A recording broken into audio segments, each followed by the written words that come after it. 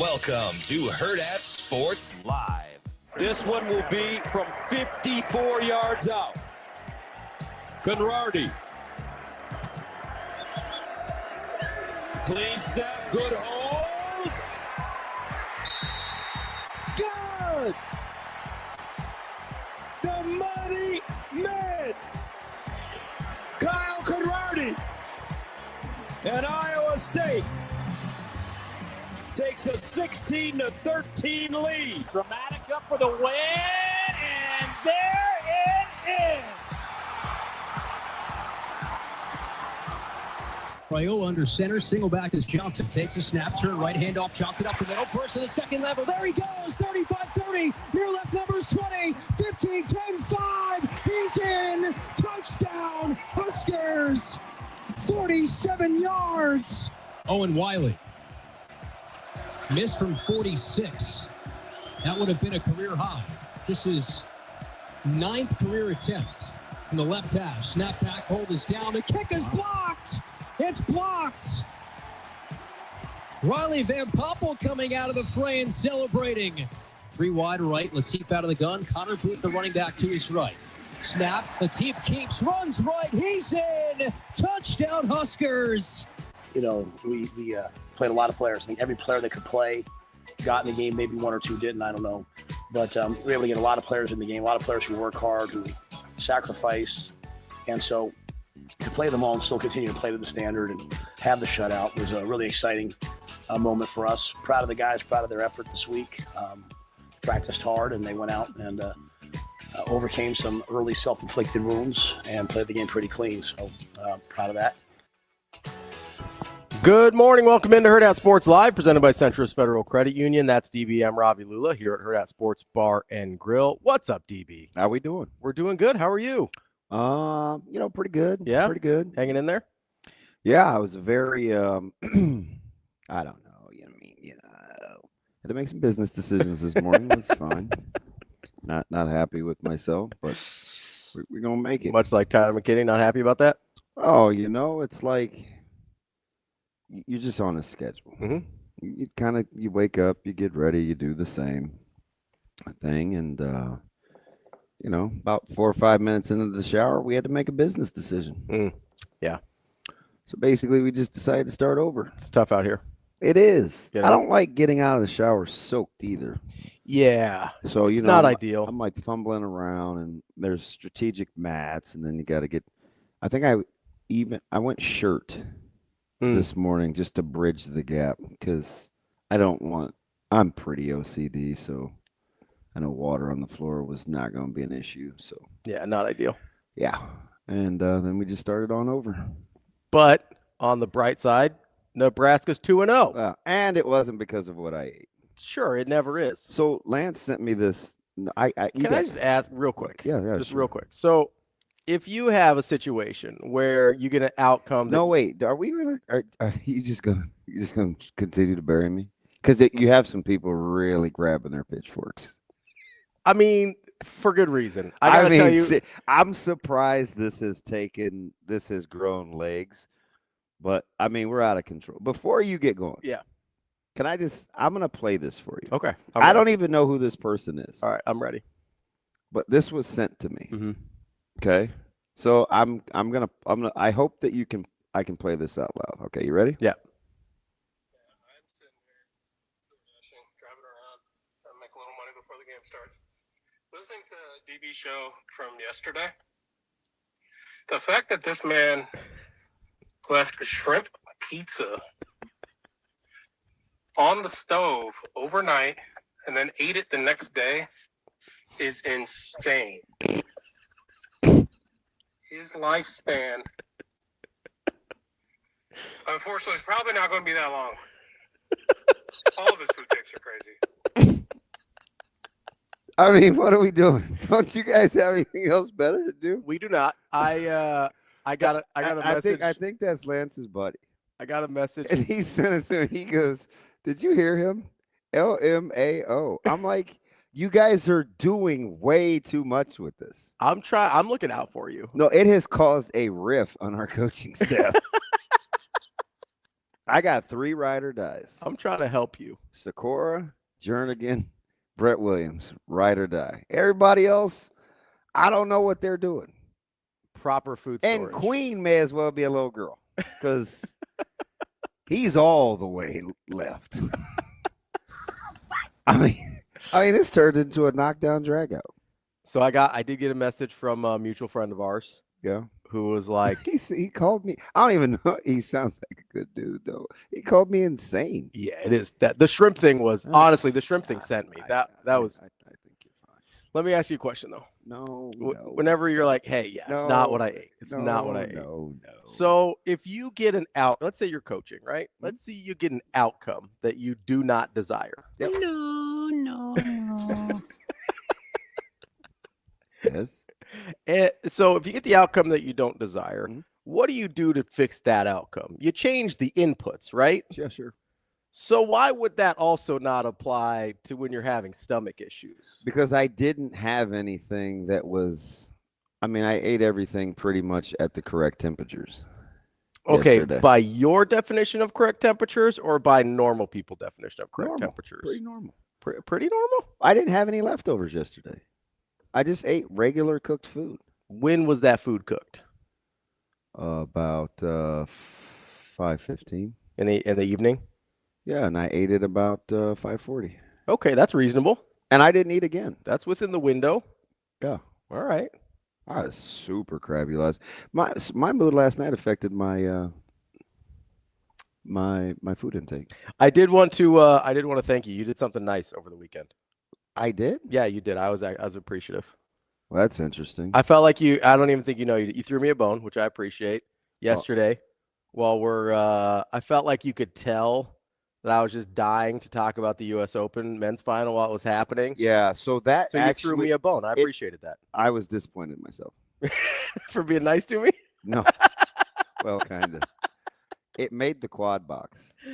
You were intrigued, weren't you? 3 NFL games. And the U.S. Open. And the U.S. Open. One Carlos Alcaraz. Well, because I have a friend who caps for a living. Oh yeah, caps. And this may or may not tell you about his capping ability. Mm-hmm. But for 2 days, he was animate about center. Really? And the morning of, he upped the unit play. Oof. And it was just a slight fade. I went from like minus 125 to minus 130. Yeah. But center was the favorite. Center was favorite. Betting favorite. You know what's interesting about that? And I get it. What do you have? 27 straight on hard court? Mm-hmm. Alcaraz was playing better. Objectively, Alcaraz was playing better. This may be a hot take. By the way, my mom is all in on the natural. She said, and I finally got to see what Rico looks like. He's not like you guys described. What did we describe? Like, how do we describe him? Hot take. Rico's here, by the way. And there's his hand. Yeah, I'm just like talking to myself. People are like, he's not on camera. They thought I was talking to Kenny. Yeah, you turn left, they're like, oh, he's talking to Kenny. We're in Nebraska trouble. City knows that I have Kenny. They're well aware that Kenny exists. So I'm like, this is crazy. He's not typically this animate. Yeah. But I have a kind of a hot take. Yeah. Of all the sets that I've watched them play head to head, and this isn't indicative of the record outcomes, Alcaraz seems like the better player all the time when they play each other. I don't know why I feel like that, but he seems like he's clearly the better player. Alcaraz is 100% the better player. The only reason Sinner gets him is because Alcaraz's focus can drift. Yeah. Well, that's the only reason. Well, it's 5-0 yesterday, and I'm getting ready to chalk this thing up as a win, and you're like, well, you just never know. I mean, Alcaraz may let him back in it because he gets a little... He does. He gets a little loosey-goosey. He does. It was 5-0, my man. It was 5-0 in that set, but that was only to make it 2-1. Yeah, I'm just saying. It ended up being fine. That's probably the most dominant that Alcaraz has been over Sinner, though, in one of these majors. I mean, he was no, he whooped him. Yeah. That he beat his brains in. I think it's the little haircut. Yeah, maybe he said maybe he'll keep it. Yeah, I don't know about that. How's his love life? He's active. Oh, okay. That's part of the part of the knock on his focus. Oh yeah, is that he's kind of a lady killer. He enjoys the spoils of being a rich and famous young 22-year-old. Yeah, that's what happens to golfers too. Yeah, well, those individual sports, man. Yeah, I mean, saw what happened to Tiger. You got to lock in. Well, I mean, at least that's kind of a weird example. Although 6 majors at 22 years of age is Tiger-esque. Second most ever at that age. Bjorn Borg got to 6 just a little earlier at age 22. And guess who is the biggest Bjorn Borg fan that you know? That guy. That would be your boy. Yeah. So thank you on that. But appreciate the indulgence on the U.S. Open talk here. Yeah, I did not know that. Next time I probably will not do that. I don't know why I singled you out in the instead text of putting it in the exchange. group.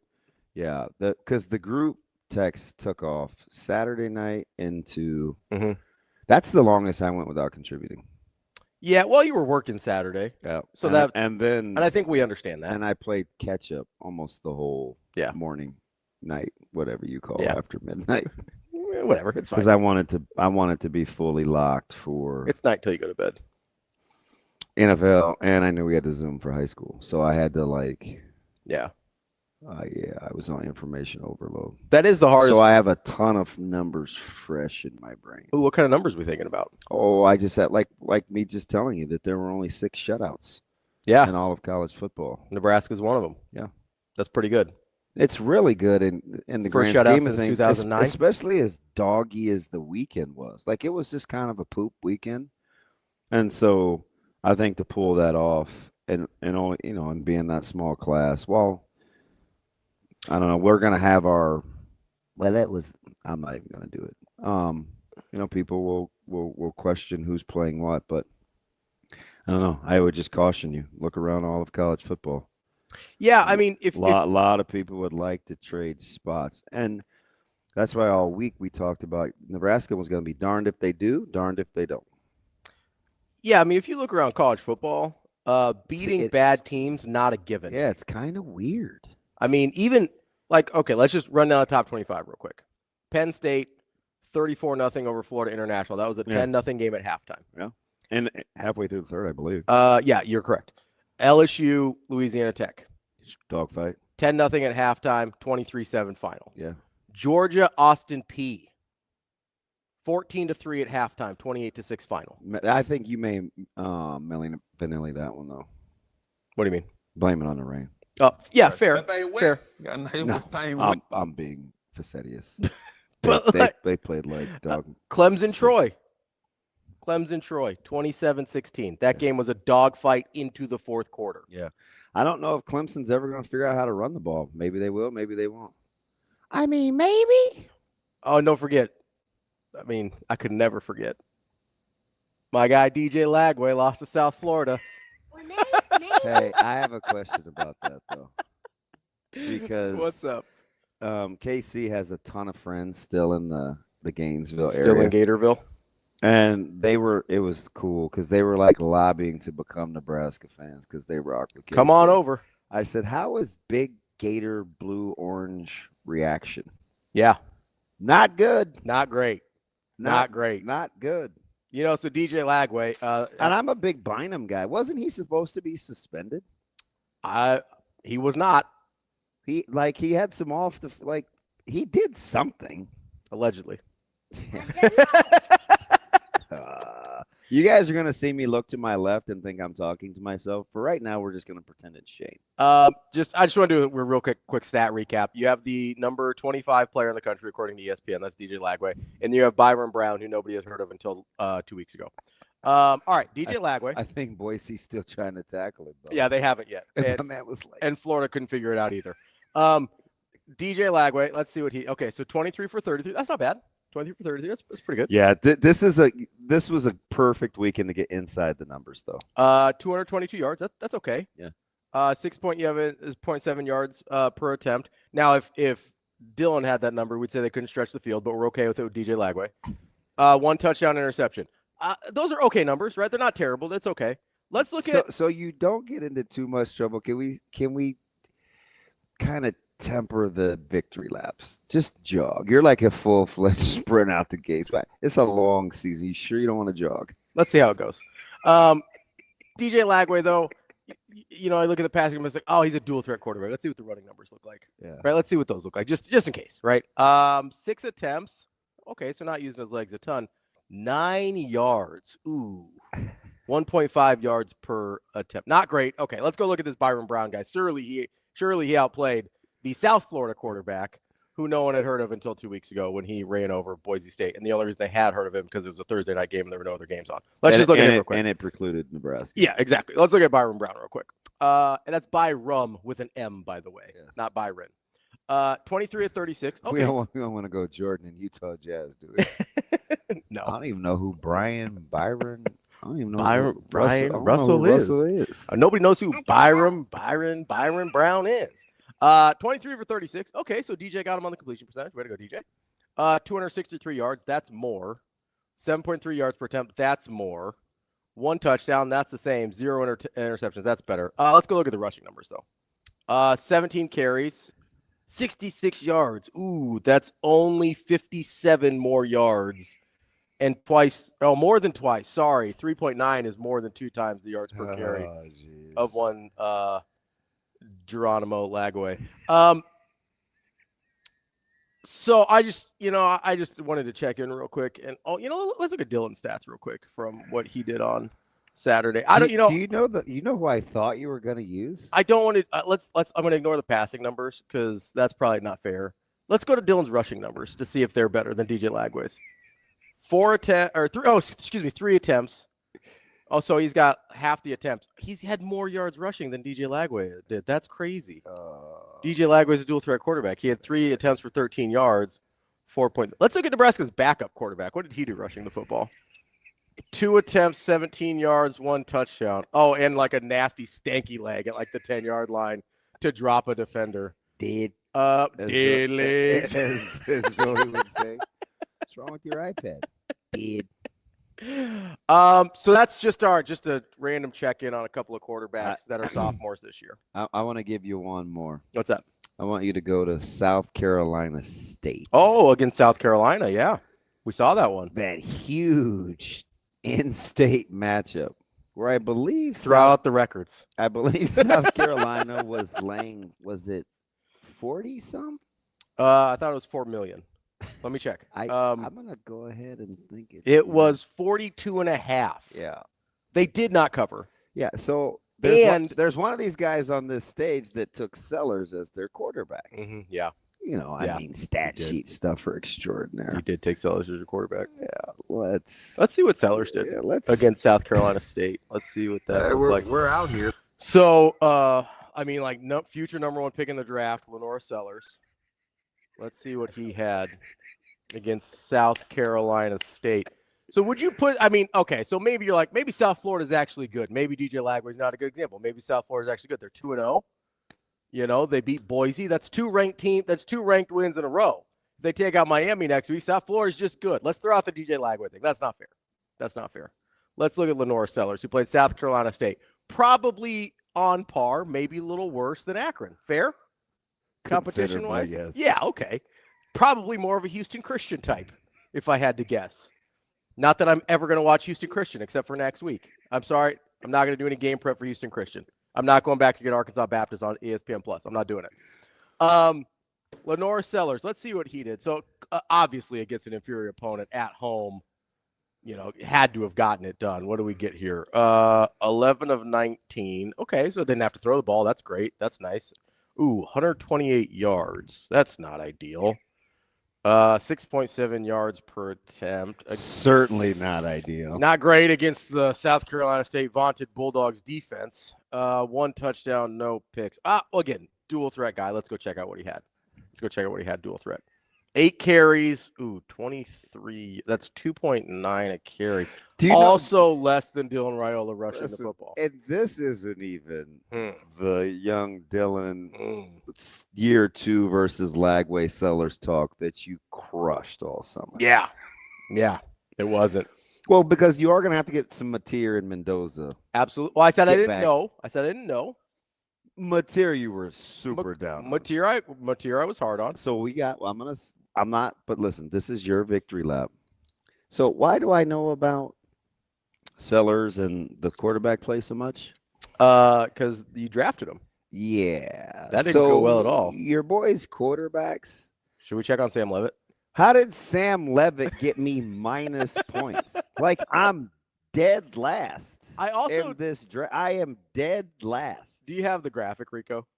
It's incredible. Like, so I dead last. You know what's funny too is I don't know it's funny. What's funny? I was not overly punitive in the number in like the scoring system. Yeah. The only way you can lose points is a lot of turnovers and doing nothing else.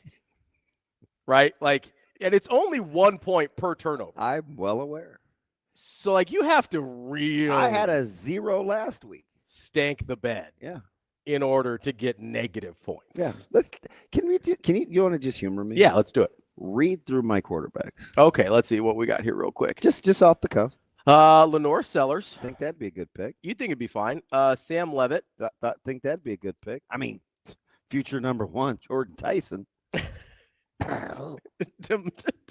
Anyway, Damon Williams, who is your highest scoring quarterback, by the way. Yeah, the guy that I was like pretty high on. Yeah, pretty high on. Nico, I am a leaving. I mean, bad dog doo doo. So you remember over the offseason when it's Westwood and Foster can't be in trouble, and they can certainly right the ship. They don't look good. Remember when I asked you this question over the offseason of like, hey, are we sure this isn't just like nuking the locker room to bring in Nico at this point? I told you quietly that's what I was hoping for. Yeah. I mean, listen, I'm all for it. I'm not one of those rise above. I'm here for the destruction of others. I will watch their downfall, and I will dance on the ashes. Wow. That's what I'm here for. Ravi, Hotfoot, Lulu. And if it happens to me, I'm dead already. I don't care. Right? It's fine. Keep going. Then we've got Darian Mensah. Oh. Got mollywopped by Illinois this weekend. So all of a sudden we're watching that during the show, B-Mac, myself. And then Jackson Arnold, who is your second best quarterback for Auburn, who may have been one of your worst picks, honestly. Like with Auburn, it was like, it's pretty dicey. Wow. It was. You weren't sold on Auburn either. That was just who was left. Yeah. That you're like, Hugh Freeze, good pedigree, maybe it'll work. So clearly, outside of Kyle, because Kyle strikes me as the type of guy that does no ball. Mm-hmm. Losing to the rest of you yahoos is not ideal. Hey, Rico, why don't we put that up real quick? One more. So who's in first place right now? By a margin. I didn't realize that's me. I'm up by 9 on KB. Oh, interesting. Let's look at my quarterbacks. I've never cheered so hard for Kyle in my life. You like chase that jerk down? Like, come on, KB. No, I'm going to run you down somehow. I have no idea. Ravi. Well, we got to get one mulligan because I'm telling you who I'm punting to. At 2.9 yards per carry, Lenoris isn't letting anybody down. I'm talking about punting him to the moon because I didn't like him. I just defended him as a kid. Who? No, Nico. Oh, yeah. I was hoping all summer that thing imploded. Yeah. So Daddy would back off. Well, maybe you should have stayed in Tennessee. Joey Aguilar seems to be doing fine there. Did anybody draft Joey Aguilar? No. Dude, if I finish in the basement, it's going to be a problem. Well, okay, so it might help you out here. Let's see who I think actually has the worst roster. On paper, it was Tweedledee and Tweedledum. Yeah, I do think Team Roston has the worst roster on paper. Rico Austin. They're doing Suave has no mic either, so I can just talk about him. Yeah, you can talk crazy. I don't think Miller Moss long term is going to work out well. Diego Pavia is not going to win enough. I don't know, man. Vandy, how about that explosion? Yeah. Yeah. Brett, he's BP is going to be looking for a new job here in Vatek. TK says Klubnik might be the worst number 1 overall draft pick ever on his own team. So he's burying himself there. That's tough. See TK and his lovely wife. Oh, yeah, he was down there this weekend. Yeah, he waited for him. I was pulling in 100 different directions. I didn't get a chance to talk to him as much as I wanted, but that's all right. Good guy, that TK. I didn't get to like talk to her, but for her patience and she seems super chill and letting TK be like super fan of his beloved Huskers. She must be pretty all right. Yeah. I talked to him last year for quite a bit. Both of them were there down at one of the games, and they're cool. I like them. All right. Well, shout out her. Let's see. So maybe the worst. So KB is in a little bit of trouble with some of his picks. Long term, particularly. Austin Simmons, I think he's in some trouble, Yeah. and Underwood is a true freshman. He might be in some trouble. Yeah. In terms of statistically, like that could be rough. I'm just. But he might just be cooking And with Dylan. I'm well so. aware that Nebraska has to play Michigan in 2 weeks. Mhm.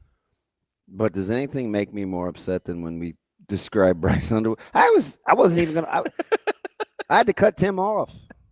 I'm like, Tim, don't fall in. Well, when they were struggling last year in height, Tim, he's not a running quarterback. Yeah.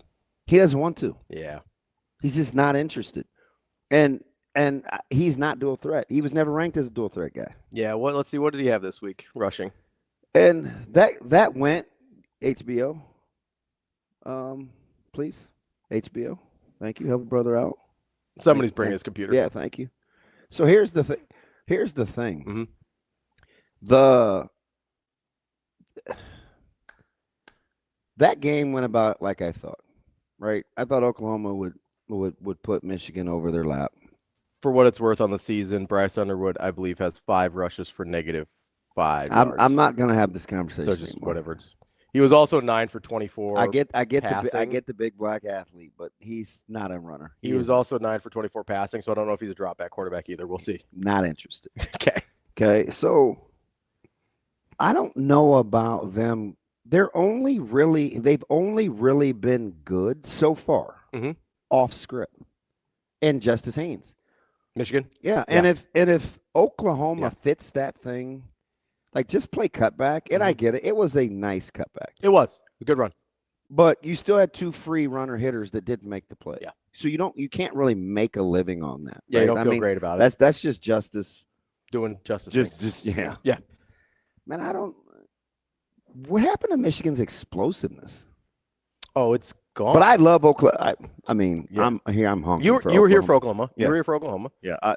Oklahoma's going to make a run at the playoffs. And Mateer had a really nice game. Hey, he had a very nice my game. man can tote the mail and he can spin it. He's gonna have. I do think accuracy is an issue. It could be like the one he airmailed. I mean, he was wide open. So I think long term against SEC teams, he is going to have to rely on his legs probably a little bit more. I mean, listen, he carried it 19 times. So, but that's probably he looks pretty good. That's probably the recipe, and it's probably good enough. Did anybody draft Mateer? I believe so. Suave, do you have who did? Tim's got Mateer. So yeah, I mean, if Mateer is Tim in third place? He is. He's 2 points behind KB. That's 11 points behind. Tim had his arm in a slingy McBobber. Did he? Yeah. When? My man even works intense. Steve's all super nice and he had his arm in his sleeve on Saturday. It's like a.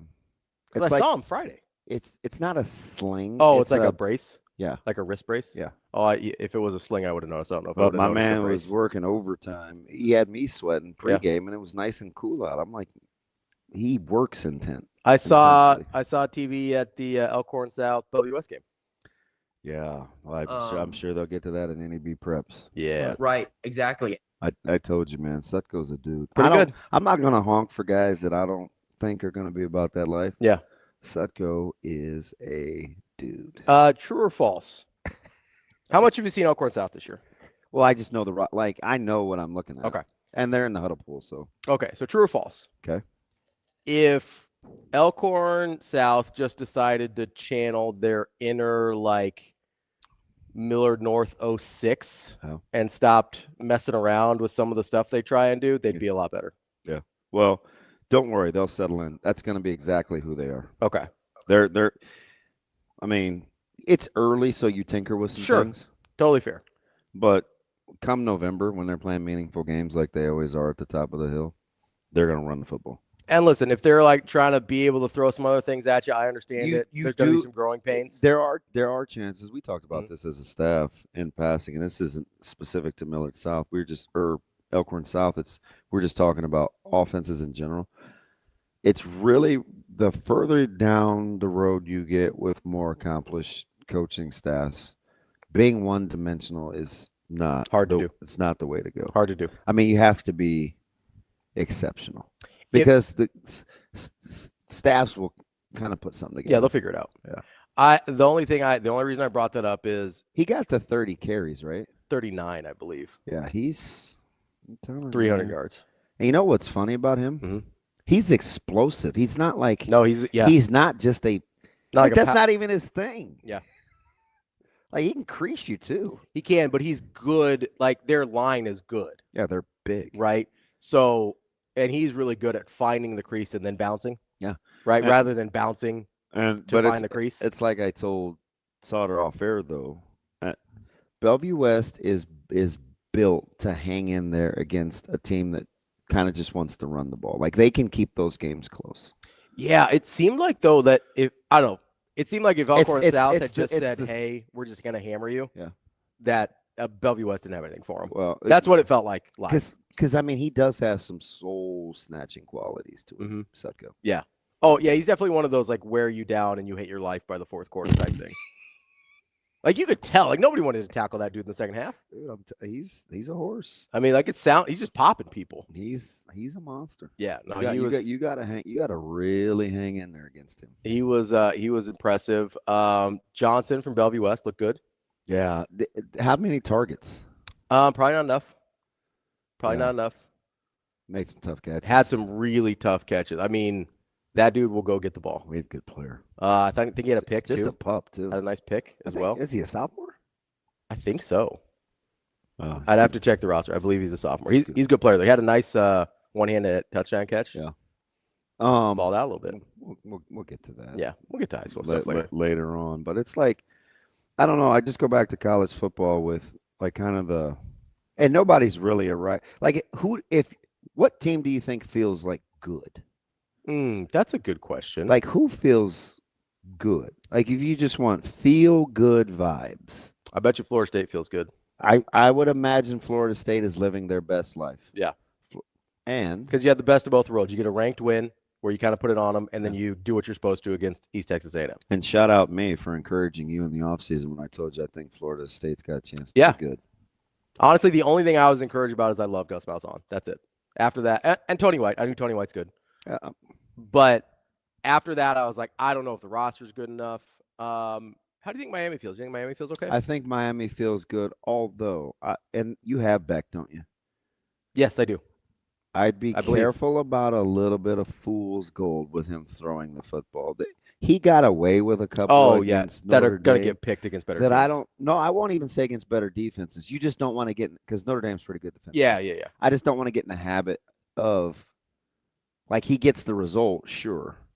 But over time, decision making. Yeah, law of large numbers. Some of those are going to get you put in danger. Well, we saw it last night with Baltimore. Hot. You think Oregon feels good? Yes.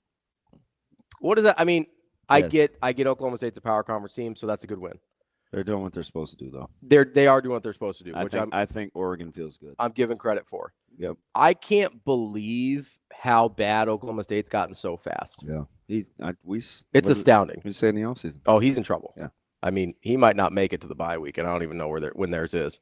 You think Illinois feels good? No. I think they're okay. I don't know if they feel good. Okay. I don't think they're, not like over the moon. They're not in their feels, but. You think Iowa State feels good? Yes. Yeah. I'm on official lookout mode. Yeah. Yep. Do you think, let's see, who else? Do you think Utah feels good? Yes. I mean, it's Cal Poly, but they did what they're supposed to, and they put it on UCLA last week. Yeah, and they found a quarterback. Although that UCLA win may not age well, but they did hammer them in a week 1 opener, which is hard to do. Yeah. With a team that has some level of I mean, Mike Tomlin said aspirations it best yesterday at the half, where he said, and yes, I do pay attention to what coaches say at the half in the NFL. I'm not going to get a sandwich or a snack or a commercial break. He said, well, you can always expect some different things in week 1 schematically. But need to tackle. I said, yeah, Mike, you tell him. Scheme, schmeen, tackle. Yeah, it's about execution. And so you do get some wrinkles in the offseason, week 1. Don't tell a lot of people don't want to hear that here, but week 1 wrinkles are a thing. Yeah. So I do like what Utah did against UCLA in week 1, even though I don't think the win will age well. No, I mean, I think if UCLA makes a bowl, they'll be happy this year. Yeah. Or they should be. They got to score. And I don't know if they got to figure out how to score. I don't know if they're going to. What's Oregon going to do to Northwest? Yeah, I definitely. So go ahead. Go you back to do they feel good before we get it? I think Nebraska feels good. For top 25, that's about it. I was going to ask about Nebraska. I think Nebraska. Because I feel good. I think Nebraska feels exceptional. I feel good. I do. I think Nebraska feels. You brought up that. Not James Brown type. I feel good. Not doing the whole thing. You guys are missing Rico dancing over here too. Oh, suave. So here's I'm glad you brought up. I think Oklahoma feels good. Yeah, sure. Yeah, I think so. You know, like the sentiment. Yeah. Like I'm talking about coaches that are saying to themselves, I think we got a pretty good chance here. Yeah. I think Oklahoma's in that discussion. Basically, guys that after week 2 aren't being like. My point is, I don't think there are a ton. I don't either. When I say like feels good. Yeah. And especially after 2 weeks when a lot of teams haven't played anybody good yet, you would think it was more. Yeah. Right? Yeah, kind of like there only been 6 shutouts this week. So you brought up, it's funny, you brought up Justin Haynes a minute ago and that 75-yarder he had against Oklahoma. It's one of the reasons I was really impressed. You think? Let me just give you a couple more. Yeah. You think Ohio State feels good? I don't think so. Probably just okay, right? Probably just okay. Okay. I mean, let me give you. I mean, listen, the win against Texas is a good win. I don't think they love how they played. USF feels good. 100%. Yeah, absolutely. What about? And they got a big one. Mm-hmm. We said this was sneaky in the preseason. How about Texas A&M? Texas A&M. They got Notre Dame this week. That's a big one coming up. Texas A&M. So they're 2-0. Who did they get week 1? It was meddling. Yeah, it wasn't. I'm trying to bring up. They got Utah State yesterday. That was this week. Yeah, and then UTSA. I probably UTSA was a sluggish start. I probably wouldn't feel that good. 42-24, 44-22. Both of them kind of let the other team hang around a little bit longer than they should have. I don't know if they feel that good. Let me give you another one. Okay. Texas Tech. I think they scored, 60 some odd against a multi-directional school. We love our multi-directional schools like East Texas A&M. No, it was Kent State. That's not a multi-directional school.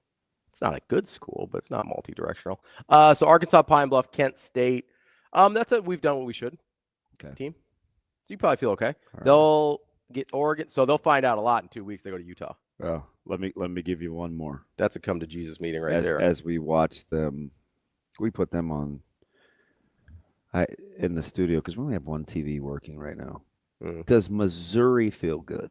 Does Missouri feel good? Got the win, got the win against Kansas. Chippy. Yes, it was. Oh my gosh, I thought, man, for having most of those players. I mean, this isn't something they've played this game, right? So it's not like they've built up a lot of animosity there. They maybe have some just from probably overlapping high school careers to a certain degree. Which one of you yahoos drafted Jalen Daniels? That was me. That was me. Yeah. Central Arkansas, Kansas. Missouri probably feels okay. They probably feel all right. How did Jalen Daniels did all right for me in the first couple weeks? No, he was fine. And he was good. Yeah, he was good yesterday. Or he was good Saturday. What about the team that I thought was going to be pretty good in the offseason that we were condemning their coach? And I said, seems like he wins a lot for us to be down on him. I also have to give credit to Bo Prabula. He's looked really good. How about Lincoln Riley? You think Lincoln Riley feels good? Do I think USC feels And I know you're going to downplay because I tried to bring them up last week and Ravi hit me with the whole. I mean, it was Missouri State, man. Yep. Like you're trying to rain on my parade. Missouri State. They're like Thanos. Rain fire. So I should sire. Just do it. So I should be more excited about the Georgia Southern win. When they gave up 20 points to Georgia Southern.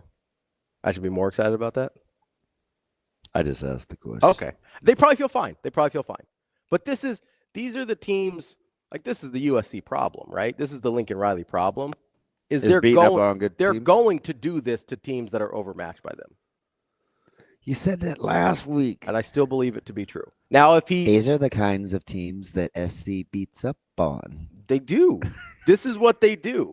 When you've got that talent discrepancy and his scheme, they will hammer teams. Okay. But when you've got I would love to see a USC Utah game this year. That game would fascinate me. Because Utah is a team that in the Pac-12 always gave USC trouble stylistically. And there's a lot of Utah stylistic teams in the Big Ten. Now Utah's better. I want to ask you a couple questions to the opposite. You want to take a break first and get Jay? You want to set the show? Let's get into the mechanics. Why don't we take a break? Okay. Shane, tell Jay we're going to take a break. And then we'll get to him. We'll get to him coming out. We're going to set the lineup, which you may want to do right now. There's only Sam two McKewon, of us. 8 o'clock, Omaha World Herald. And our man, Super Ty. Ty Schalter from Pride of Detroit. We're going to talk NFL with Ty. And then I'm going to ask you to the opposite.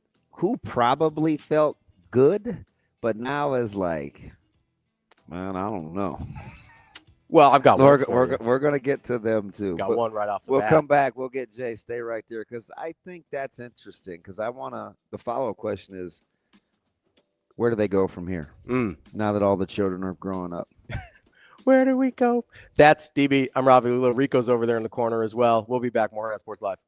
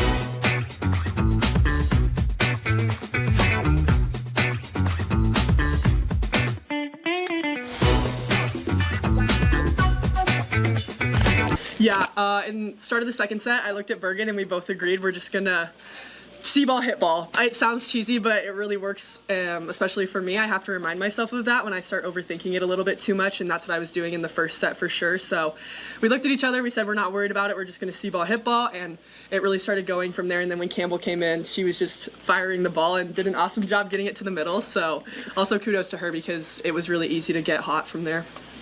It's better. I mean, I know I haven't been attacking the best, but I think that also comes with trying new things. And I'm working with Brennan right now, and all the middles actually, we're just trying new routes, trying new arm swing mechanics. So it's going to come with failure, and I have to remind myself of that, and it's very early in the season. So I'm not too worried about it. I think in the position that I'm in, I still have an opportunity to get back to the old Andy, but I think also we're playing a really high level of volleyball, and I have to remind myself I'm probably not going to hit 600 every single game. So, you know, just staying patient, trusting the process, and then trusting my team too, because I know that they have my back regardless of what I'm hitting.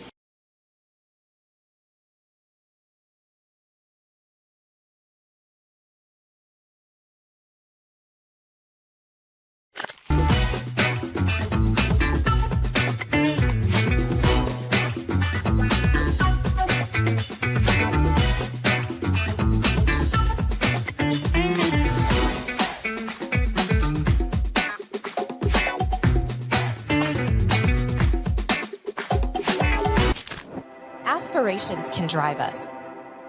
Sometimes a simple gesture is what fuels the pursuit of a dream. When it's time to make your dream a reality, we are here to help.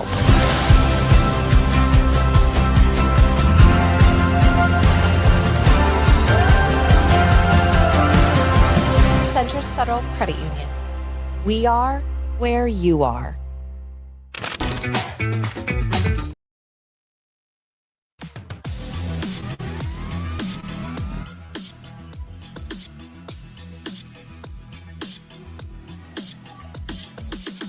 You're listening to Hurrdat Sports Live. Yeah, I mean, to your point, it's a new style of Nebraska football, and we're not going to be a first half team and come out swinging and drop off. So for us to go out there and do that performance every single guy went out there, and we suited up everybody we could and got as many guys as we could in the game. So if you look at it from that standpoint, I think job well done by everybody. So I think we played really strong for 4 quarters.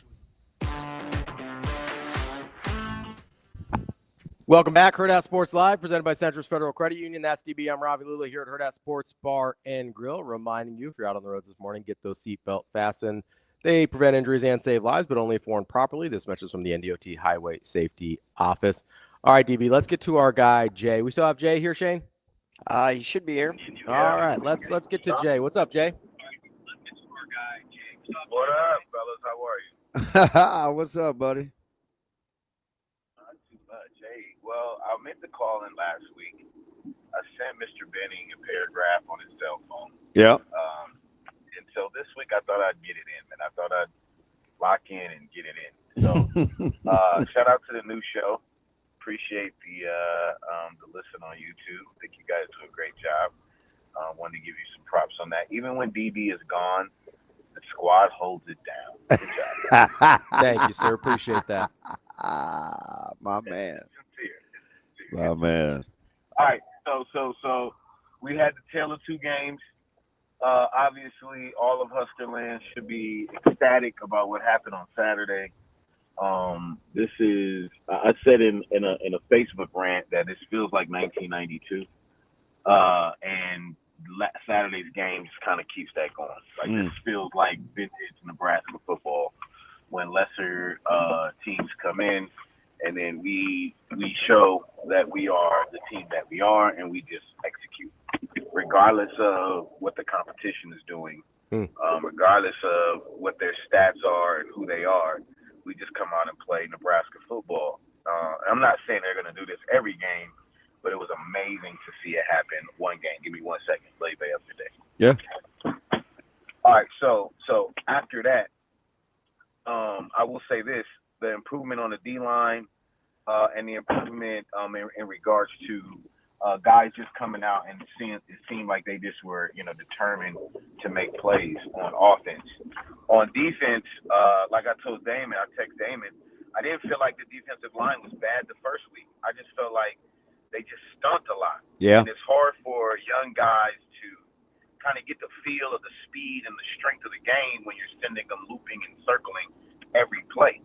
Like, it's hard. They got to be able to at least confront the man and begin that process of learning to win the battle one-on-one so that the stunts work. If you haven't defeated the man one-on-one, it don't matter if you said you loop, it's just nothing there to go on. That's an answer. That's a pretty good. I almost said that sounds like something I would say, but man, that humble, that lack of humility, humble brag sucks. That's a good take, because I agree with you. When you start out the game on the move, and Nebraska's done it 2 weeks in a row, right? They stunted with Akron on the 1 yard line. You almost never see that, right? So, like, they're consistent in wanting to put guys on the move. But you're right. Until you get a chance to engage and see how guys are, it's going to be a constant tryout until you see how they can move. Yeah, then you can work. Then I hear the defensive line coach saying that we're working guys to work one move. Yeah. But how can they get to their one move if they don't know what's going to work on that guy if we're looping? And now, unless they're telling us something, unless they're saying that we're looping and twirling these guys because they can't win one-on-one. But in the same breath, how do you know they can't win one-on-one against other competition if they're looping? So it was good to see in some plays. I saw on some plays, even though you mentioned on the goal line they did loop, but that was a time to loop. Yeah. That's the time you do it. But when you're, 1st and 10 on the 20, let the boys play. Yeah. Like, that's what I'm saying. And to see the rest of the defense flying around with that confidence, I am hopeful that they'll be able to carry this tenacity on to the next week.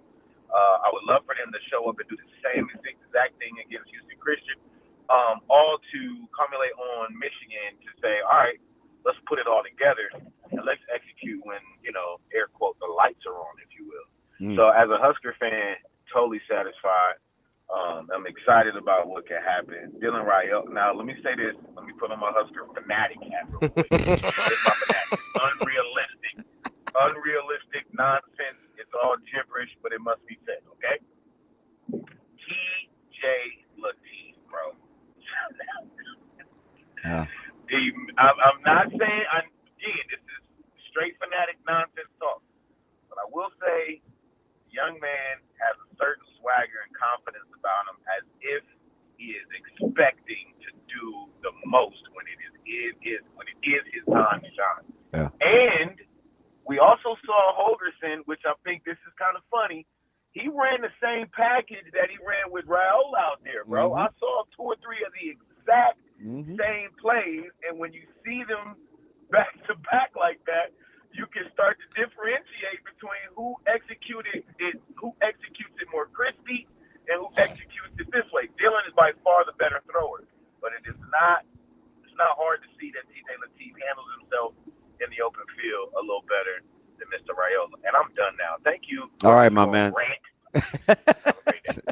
Appreciate you, Jay. I think the formerly great Jim Rome would say, "Rack that, Cole." Rack 'em.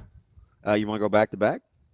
Let's do it. We got Adam. Since you're a big Drake fan, I will say, just real quick on Jay, TJ Latif looked really good. Yeah. So TJ Latif looked good. There's a couple guys.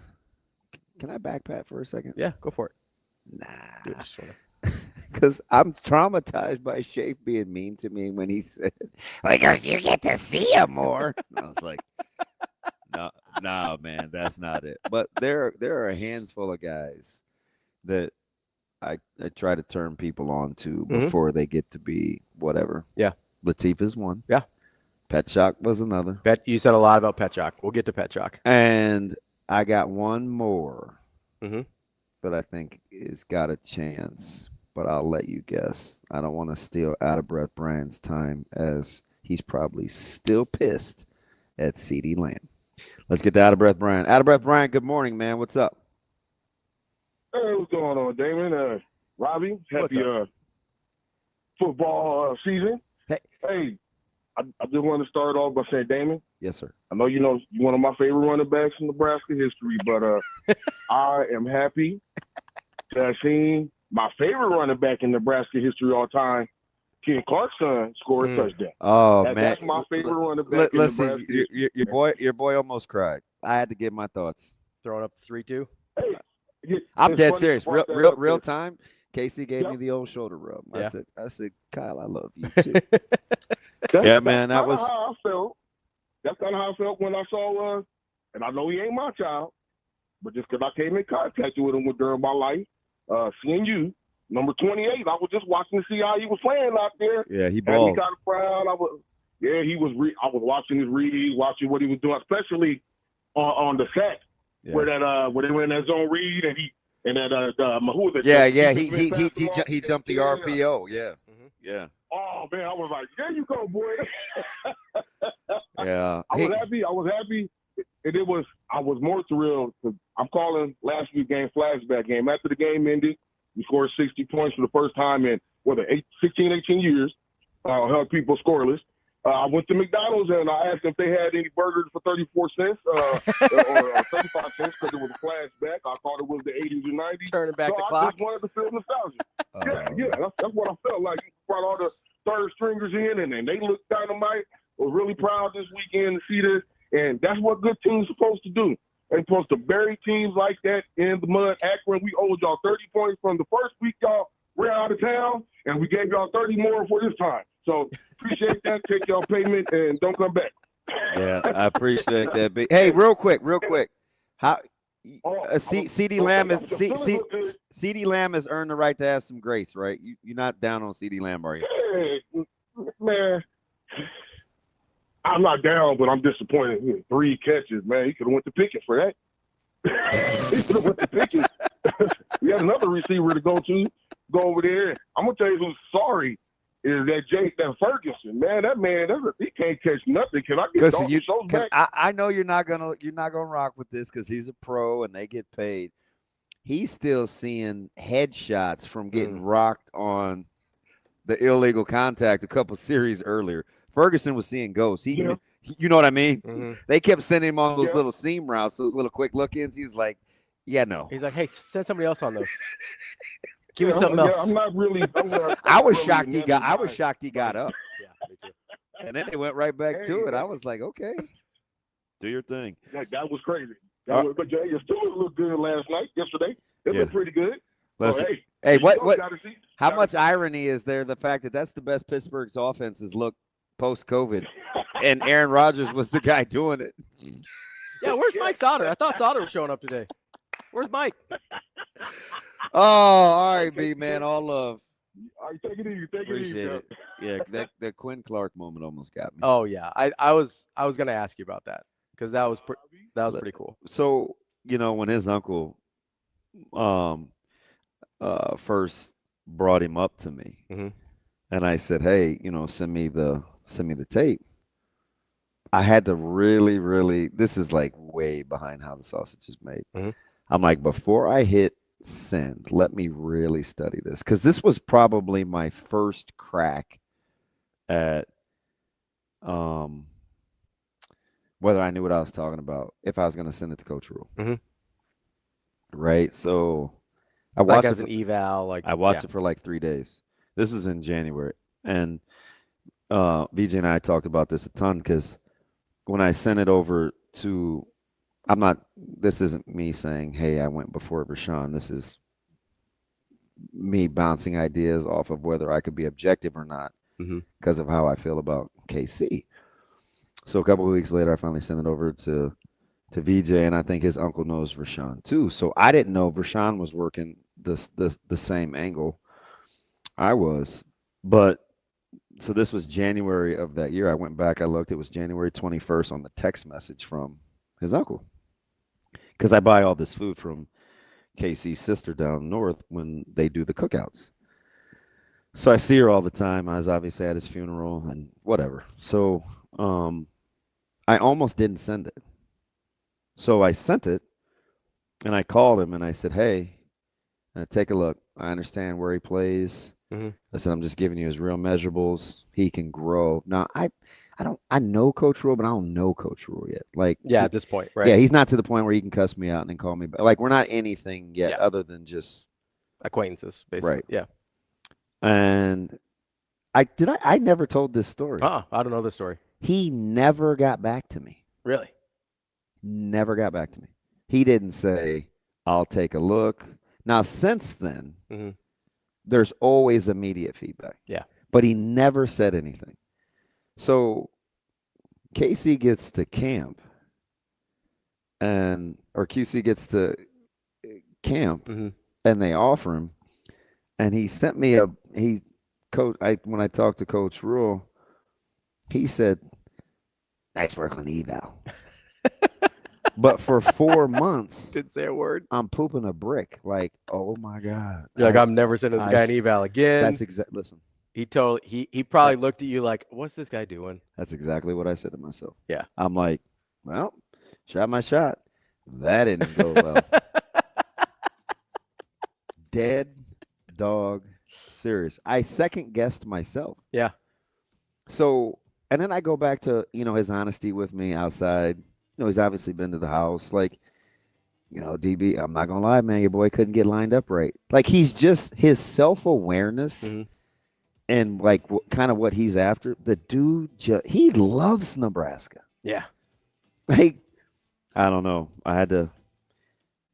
Maybe if Caleb gets a pick or he scores, it'll be different. Yeah. But if I was in my fields on Saturday, it was over Clark. I was saying, you're going to be in some trouble. That's DB. I'm Ravi, Lulla, Sam McKewon coming up next. Our question of the day.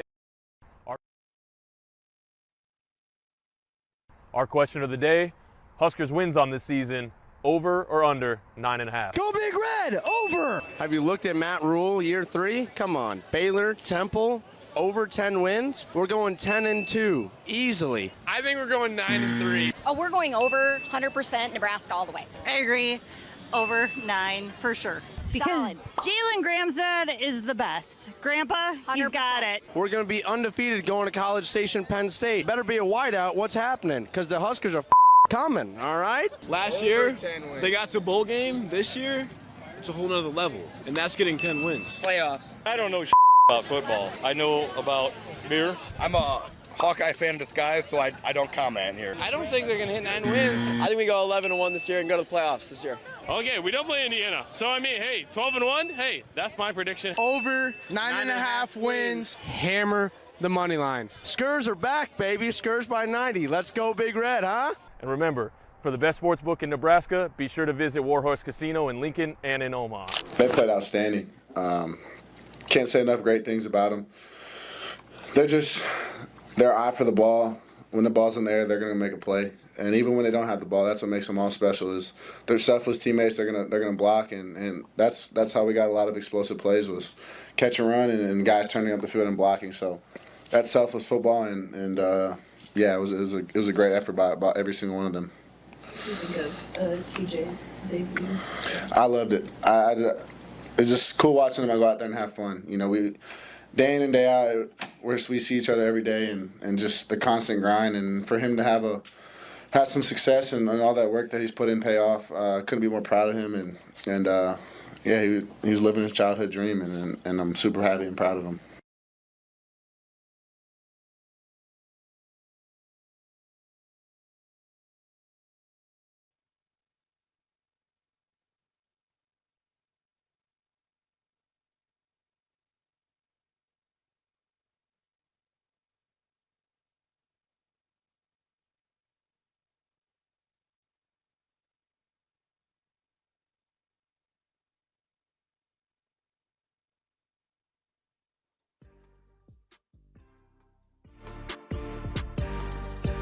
Welcome to Hurrdat Sports Live. Yeah, I mean, I thought we played pretty well last week. Really, it's most of the, I mean, it wasn't good enough. I mean, I'm always going to look for better. Like, I mean, I'm going to say, look at this, it's not good enough, but it's still, we were a pretty good football team last week.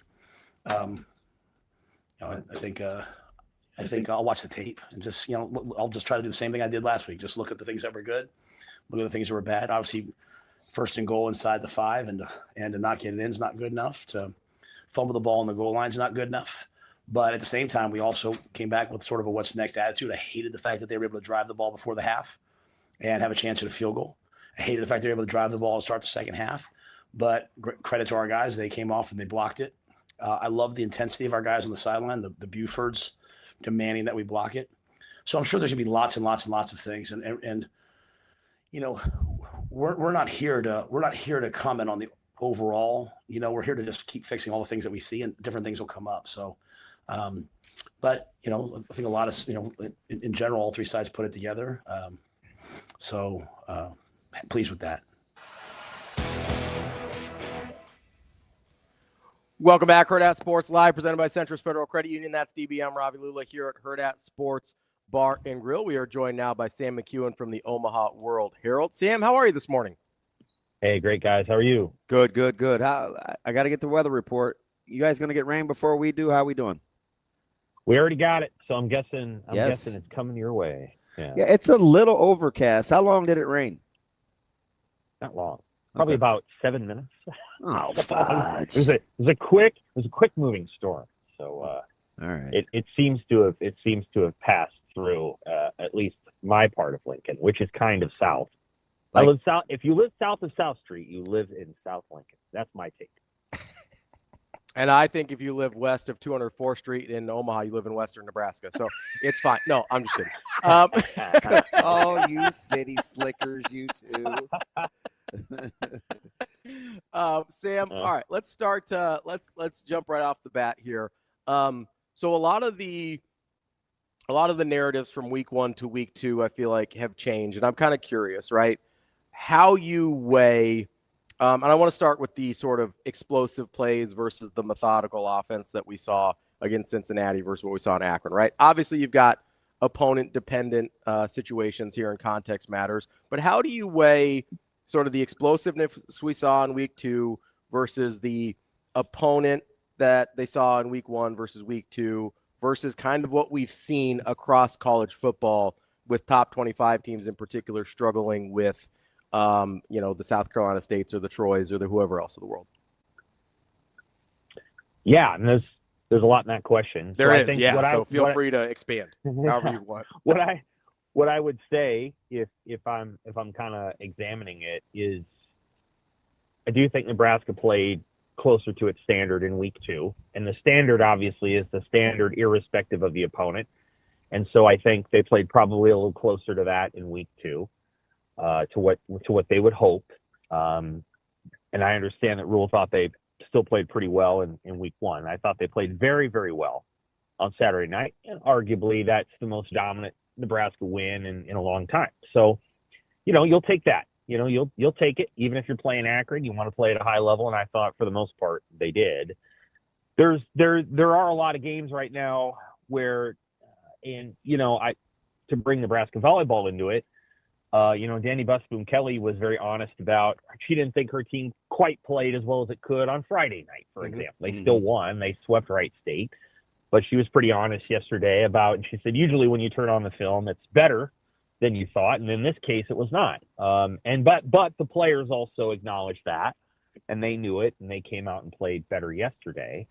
But I think that happens when you have a lot of top name teams that I think to some degree are probably more, what's the right word, slightly motivated by the opponents than they used to be. I don't know that that's the case in Nebraska volleyball's case. She said it was more about nerves and being an advantage the first time. But I think in football, that does happen sometimes where, South Carolina's playing South Carolina State and they don't play very well, or Clemson just played really poorly for a long time against Troy. And, sometimes that's after a letdown, after you've played a really big opponent and now you're playing a different one, and it's kind of a sandwich game because Clemson has a big game this week too. So, I think Nebraska coming home, having an opportunity to clear that bench. I think players are motivated to play for each other. I think they all wanted to see some of these guys get in the game, and so I think they wanted to do what they could. Akron helped. Akron did play very well, even for Akron standard, I'm sure. I think knock it off, Sam. Don't do that. So it was a good night, and I think Nebraska should be pleased with where it was. You come back and you're going to play a Houston Christian team that is probably more similar to Akron than Nebraska. So you have to maintain that standard and not look ahead, because the following week is a really big game against a really big name team, and obviously everybody's going to be excited for that one. So Nebraska has to kind of stick to its process this week and get better. I'm sure there's things they're going to see on film that they're going to be like, yeah, we can do that better or differently. But I thought they played pretty well on Saturday night. I really did. So, Sam, let me ask you this as kind of through 2 weeks, right? We saw the offense operate in a couple different ways. And so I'm curious what you think is the most translatable when they get to the Michigans and the Big Ten schedules of the world. Do you think it's the kind of, hey, we can take what the defense gives us and have drives that sustain 10, 12, 14 plays to score that way? Or, hey, we can get these chunk plays. I guess the question is, long-term during the course of the season, how do you think their scoring drives will look? More like against Cincinnati or more like Akron? I think you have to blend them. I think you do have to get some explosive plays along the way to win in the Big Ten, and I do think Nebraska probably hasn't shown all the things they have in the bag of tricks, and I'm sure they've got other plays that they can show. Akron really could not defend a basic play, a run play on Saturday night, and Nebraska may have been able to run that play 50 times. It gained 500 yards. I don't know. I mean, they gained 47, 36, 28, 10. They didn't run it that many times. And they gained big yards almost every time they ran it. So I don't know that you're going to have that kind of level of success against Big Ten teams. I think they'll probably handle that play a little bit differently. But I think you have to be able to drive the football, convert on third down. I thought Dylan did a good job of that. I also thought he made a couple of throws in the game that were the kind of throws you got to make to beat a Michigan. On the run, throwing it to the corner of the end zone, really good throw there. Some really good throws over the middle. Hitting receivers in stride. I thought the throw to Quinn Clark was good. Thought Barney did a good job of adjusting on the one deep throw. That could have been a touchdown. if it's kind of thrown out in front of him, but it was, I don't know, the wind might have been playing with that one a little bit. So I think you got to do both. And anytime you can hit explosive runs, that's great. And so Nebraska had, I don't know, they probably had 5 of those. And, I'm sure that's a really good number for them. Probably more than 5, because I think they view an explosive run as like 12 yards. So I think they had 5 of those. And you want to find a way. Michigan hit one against Oklahoma. Michigan's offense really struggled against Oklahoma for much of the night, but they hit a 75-yarder. And you got to do that sometimes against a really good team. You got to hit a big run and put points on the board that way. Yeah, it's not often you'll see, and EJ hit one against Akron with a free runner hitter. Haynes hit it with 2 for Oklahoma. So I know Oklahoma's probably pretty pissed they gave that up on the cutback, but great players do make great plays. Let me ask you something, though, because we went through this all the hand-wringing about chunk plays, and, I listened back and forth to you and Dylan kind of going through the sequence of patience last week and this week, and you and I have talked about, hey, the next step is, when we throw guys open and trust and kind of gripping and ripping, all the things that we've talked about. As the season wears on, you said it's probably got to be a little bit of both. Have you seen enough or you think Nebraska has good enough players where I think to myself as a quarterback, my guy is better than your guy. Here it is. Like, is that the next phase for you when you want to talk about the evolution of Dylan's potential greatness?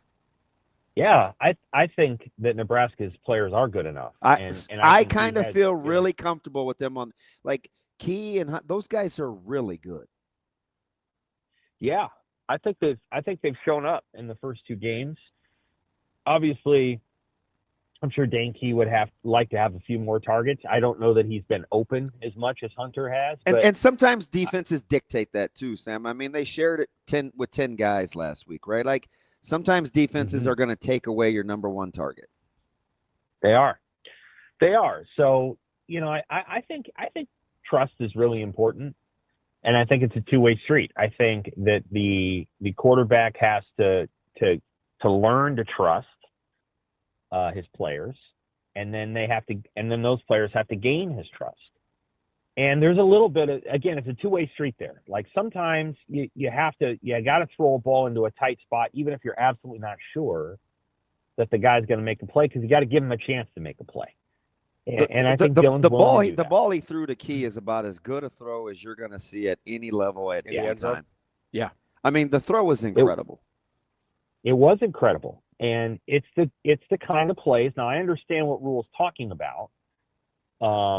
When he says, it's not about, I want him to make quarterback plays. I totally understand what Rule's talking about. And he's right, On the flip side of the coin, Raiola's throw there is the kind of throw that you need to win big games. Because those are the windows that you're going to have when you play Penn State or Michigan or USC. And USC is good. Now, their defense may not be really good, but they're good.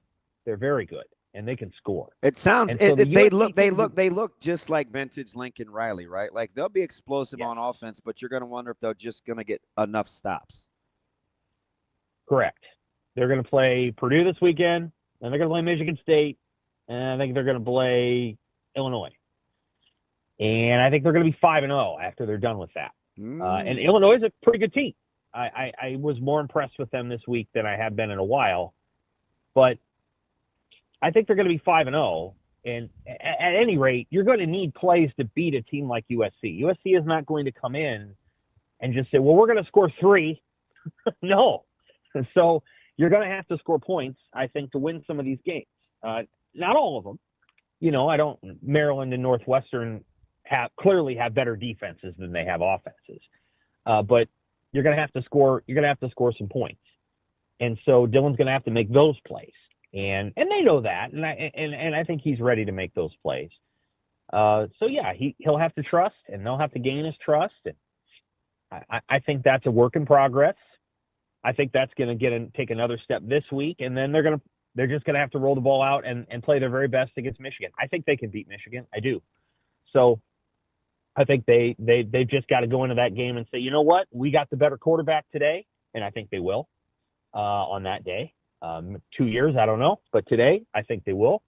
And we got the better team. We got the home field advantage, and we're not gonna back down from Michigan. We're gonna stand chin to chin with them, and we're gonna knock them back and play that way. And so I think, all those things are gaining for Dylan, and I think he's off to a very good start this year. Sam, I want to switch over to the defensive side of the ball. Obviously, Nebraska played a ton of different guys. We saw some guys pop that we hadn't really seen before. Cade Petchak obviously comes to mind with the way he played. What did you see on the defense I've been super impressed with the secondary. You got 2 straight games not giving up 100 yards passing, which is hard to do against literally anyone. What have you taken away from the defense so far this year? Well, that they're going to be really good. I think they're pretty good now. I think, again, the trajectory for the defense is over the next 2 or 3 years is really, really good. They're young in a lot of spots. They're older in the secondary, but they're young in a lot of spots. I think they're athletic. I think they're learning how to play some of these positions. They're learning how to play the positions and learning how to do it within the framework of John Butler's defense, which is not just, hey, go forward and take up a guy and try to make a play. Like they're doing some different stuff up front. So I think you can like a lot of it.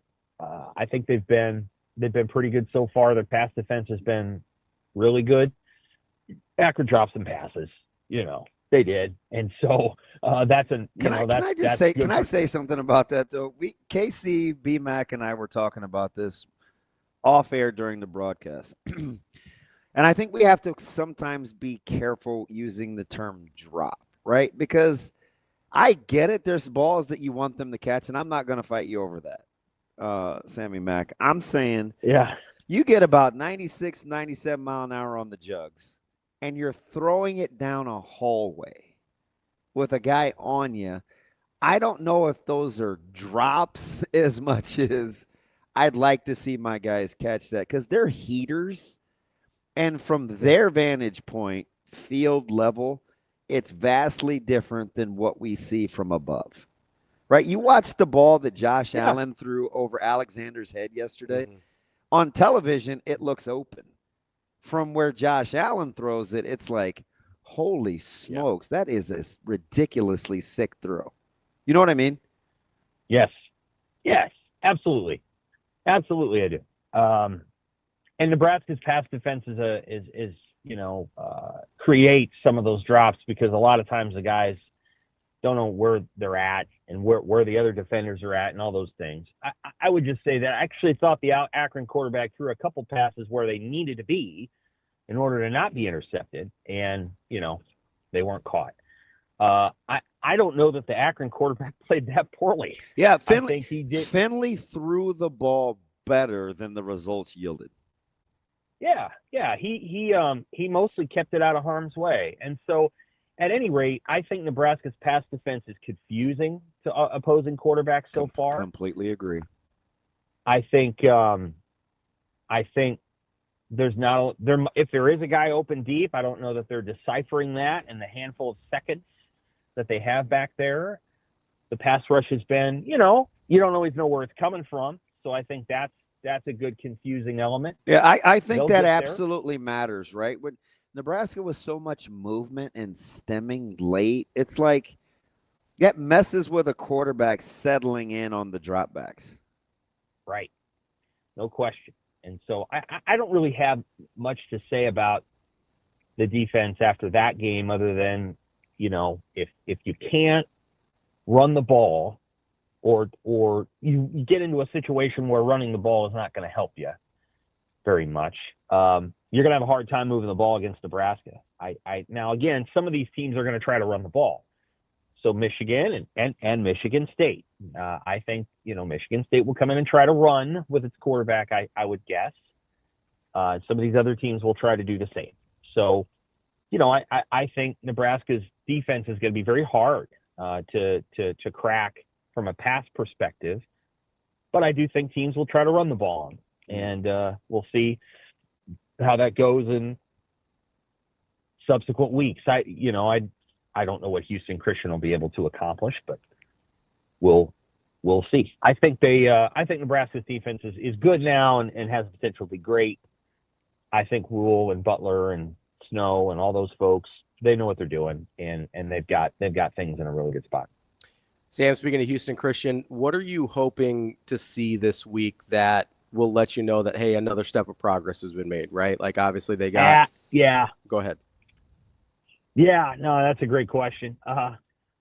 It's okay. It's an okay question. You could win the game 54-10 and say, well, did we do?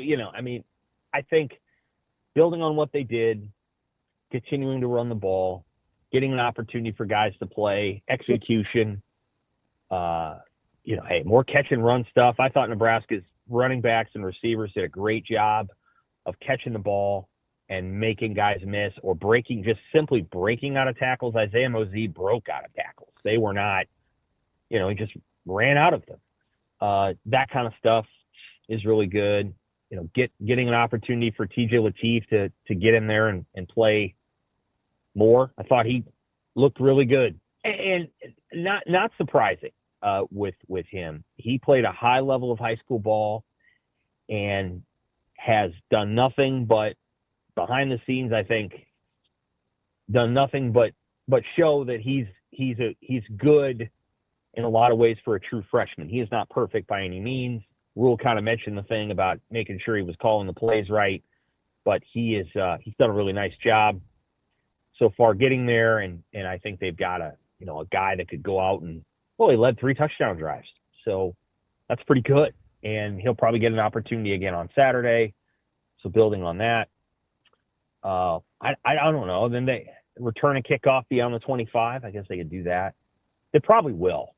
Man, they probably will. My man, and I'm a big Kenny guy because he's team first, so I always love people like that. But he missed a couple of holes where I was like, ooh, and you would know. Come on, Kenny. Come on, Kenny. You know.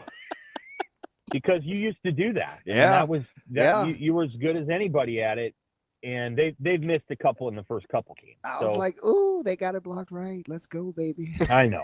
Oh, come on. I know. And that's a hard position to play. It really is. The way that, do you know why, though? Can I just tell you this? I love the fact that you recognize this, Sam, because you have to do it a little bit to get a feel. Yeah. It's not – you just don't get out of the rack and can return punts and kickoffs. Yeah.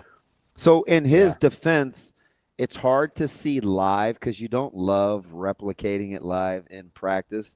But they're going to roll tape, and they did it. They could have done it last week. He should have creased Cincinnati. Yeah. And this week he just needs maybe another rep or two. But they are blocking that thing ridiculously well. Yeah. I mean, I could see it popping. Can I just? I mean, I know you said you have to do a little bit. Can I just see Mosey back there? Can I see Mosey back there? I want to just see him and Caleb flip spots. I'm fine with that too. I've seen Caleb return kicks in high school. I'm down with that. I'm but totally fine. He does do a good job blocking, so he's fine where he is. Use Mosey. I would love to see Mosey try and break tackles like that on kickoff. And to that point, Sam, because I do think blowout wins build programs because young guys get to play. Nebraska stayed on the gas. You see good young players, older players cheer for them. And they know that they're going to be good. Mm-hmm. There needs to be like this healthy fear that they could at some point take their job. Yeah. Right. Like this is what this is how it was supposed to go. Right. This is what it was like when I was playing. And I hate being like that, but it does matter. Right. You want guys to not only be able to cheer for guys at their position, but also know like, dang, these young bucks can play. What will it take, do you think, Sam, to go from having bodies at a position to where you feel like they have actual depth? Well, I think they have depth at several positions. I think. Is it too soon? Because I'm mad. I want people to understand that they have depth at running back. Is it too soon to say that they have depth at running back? Do we need to see more against better teams, or can you see the potential? I can see the potential. Yeah. I mean, I think. I mean, does it look think, like there's a great disparity between EJ, Mackay, and Mosey in terms of talent? And well, yeah. Well, Ives. I mean, Ives played well too. In talent, I don't know. Look, you pooper. What do you mean you don't like? What do you mean? What are we contemplating? Emmett Johnson has a really good skill. You know what his best skill is? He is making a guy miss. He is that's up there. That's the easy one to see. His patience. He knows how to set things up. It is an underappreciated skill to be able to set things up in front of you. He's really good at that. Because you can beat blocks. Yeah, you can overrun them. You know what I mean? Like he's got a really good tempo. Yeah, I think he's a good player. And so like what he does in the first 4 yards of the line of scrimmage, I think is what separates him. But if you're talking about what would happen if if they all made a guy miss and they got to the second level, then I think the other guys might be just as good, if not better. So, but I think this is especially true at the NFL level. You have to make things happen in the first couple of yards after the carry. Now, I want to ask you a question. Let's say you or DeJuan Gross or Joe Walker is back returning punts on Saturday night. How many yards would you guys have had? I'd have scored. Barney should have scored at least twice. Thank you. Barney should have scored at least twice. Thank you. Because people were talking about how many yards he had, and I'm like, he should have scored twice. Can I? But you all would have had those yards. That punter kicked it right to him like 4 times. I have a question. I'm certainly not going to diminish JB because one thing Barney did that I'm not going to say I would have done, or D. Gross wouldn't have said, and certainly not Stalker or Joe Walker. Barney's learning to play hurt early, and I think that's hard. I think that's hard to do as a young player. Like ask DeJuan, and I mean we just recognized him, as part of the Jet Awards. Obviously, he was great at what he did, and I'm super biased because I love me some me, and I didn't know how to play hurt early. I don't think DeJuan knew how to play hurt early. Joe Feasy or Joe Walker was, you'd see sometimes he'd have those huge spats on his ankle. He had notoriously bad ankles because he would always sprain an ankle. I remember that. Right? Yeah.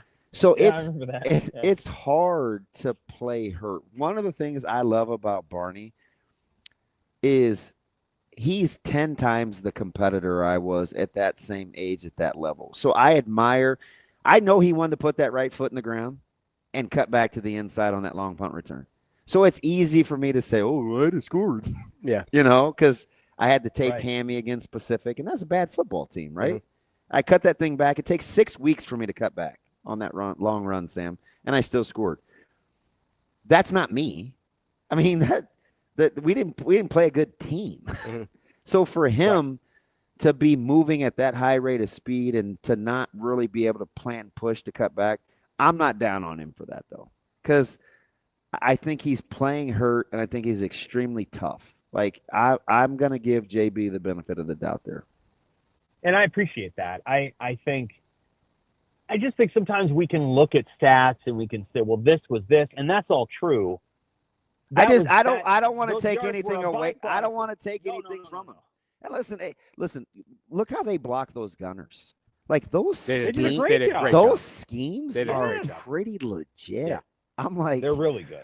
They show you good pre-snap looks, and then they go out and double, and he's creative, and they're executing. But I still, it takes. People say it takes 2 to tango. It takes 11 to tango on the return game. I like the tactical side of it. Now the technical part will get better because they just need more reps. Yeah, I think that the return yards is somewhat about the punter because he kicked it right to him, but also about the way that they schemed it up. And it's they even dropped the second guy back there a couple of times, to try to figure, because it looked like one time he kicked left and then kicked right, and so I think the biggest takeaway is that Eckler created a scenario in which they could return the ball without him being touched for like 15 yards. And the Akron punter helped, but I think that's to Eckler's credit. And I think it's accurate. So what I was going to say is I know Barney's banged up, and he was still able to return the ball for 92 yards because of the nature of the scheme. You see how they double those gunners, then they isolate. When you go that shield pump protection, and your gunners don't do work, you're going to get creased. Yeah, I mean good on Eck. No, and so I thought they did a good job, and that's part of what he's special at doing, is he creates these big returns, and you don't always, you look at Tennessee's numbers and you're like, how in the hell did they do that? Because there's good punters in the SEC, and part of it is that he is just really good at his job. Yeah. And he does a really good job. Like, that's one of the things where I think Rule in the hiring process, he's like, this guy's resume and his work that he puts on tape is just so good. That, because he could have hired, I think Rule could have hired 20 guys that were good, but I really do feel like they got the best one. Yeah, I love the fact that Rule went in not wanting to hire him. Mm-hmm. Yeah, I mean, I think, you guys kind of bristle at that. I like it because. No, I don't bristle at it. I totally understand that. Sometimes you have to go. Like, if you're truly a lifelong learner, sometimes you just have to be uncomfortable when you make those kinds of decisions because it's for the greater good, right? Because personality-wise, that's probably not his first choice. Right. Well, I think Rule's been really honest about how Eckler has a level of energy it's Harbaugh'ian. I don't know, Harbaugh. Like, it's listen, it's anti-Northeast. I can tell you that. That's okay. Eckler doesn't have a New York state of mind. Right, and that's good. Like, did you see? So Van Poppel blocks that field goal, and Eckler is, I don't know, 17 yards out on the field. Like, and Van Poppel knows he's coming, and that thing is what makes that special. That's a single-digit jersey guy who's still trying to, develop as a defensive lineman, who makes probably the second biggest play of his career, the fourth down stop at Illinois a couple of years ago. Hey, how about him answering the dinner bell? Right. You think he didn't hear the whispers? He hears. But, that play, and then Eckler's out there, that's what young athletes want, is they, the Eckler's coaching style in my opinion, has rounded into what athletes are like today. He has I love how he said athlete. My man. Yeah. He has a good affect on today's student athletes. Like, that style, I think, fits the energy of today's athletes. And I like that about, I don't know, I think he's probably evolved as a coach, but I think some of the evolution is that it's just come around to this is the guy. I think 15 years ago, Bo was like, hey, stop with the 47-inch vertical. But no, I'm like, today, that 47-inch vertical and the way that he engages the athletes is just terrific. And so I really appreciate the work he's doing. Yeah, it wasn't meant to knock Barney. It was to say that a guy on a bad ankle is able to do that because he's got a heck of a coordinator. And so I don't know if it's going to come up a lot this week because Rule's not going to overdo it after Akron. But I thought the three coordinators all had a really good week against Akron, even relative to the competition. That's our guy, Sam McKewon, Omaha World Herald. Sam, appreciate the time. As always, we'll talk to you next week. All right, take care. Thanks, Sam. You know what I know for sure? What's that? My guy Rico would have taken those back. So you know about Rico as a punt returner in high school? I know what he tells me. How many? 3 of them. Rico's fast. You know that, right? That's fine. He's got that track fast. Yeah. You all right? I'm good. Let's get to a little film study next. I want to talk ball. Is it Rico film? Ball? Yeah, it's talking ball. Is it Rico film? No, we don't have any. Is Rico going to be able to babysit me on this? Yeah, he's going to. That's why he's got to. We don't have any huddle tape of Rico. I can find some, I think. Just like we don't have any huddle tape of my career high against NCTA. Pardon? Nebraska College of Technology and Agriculture. Oh, it's the fourth school. Sounds like one of those exams I got like a 19 on. it's the fourth school in the University of Nebraska system. People don't know this. They know UNK, they know UNO, they know UNL. NCTA is the fourth school in the University of Nebraska system. And they ate this career high. Coming up, we're going to get a little film study going with me and DB at Hurrdat Sports Live.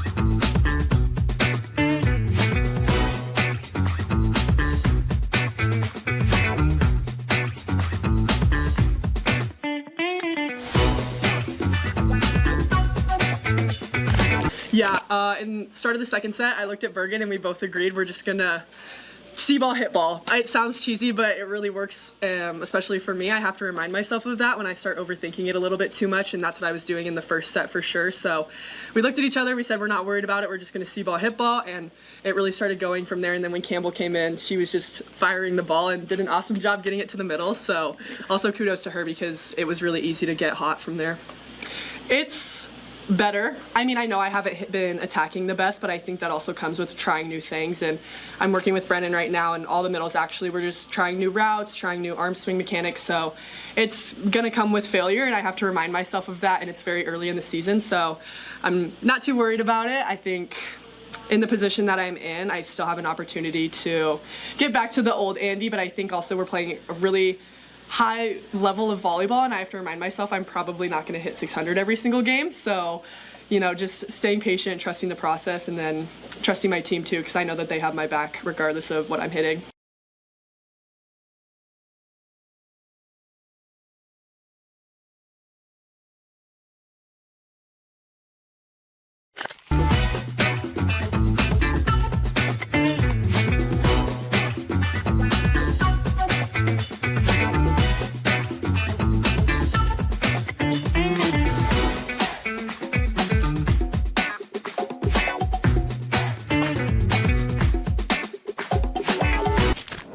Aspirations can drive us.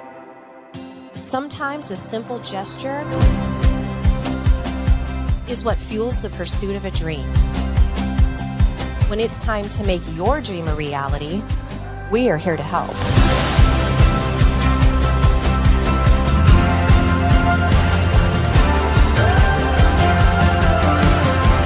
Centris Federal Credit Union. We are where you are.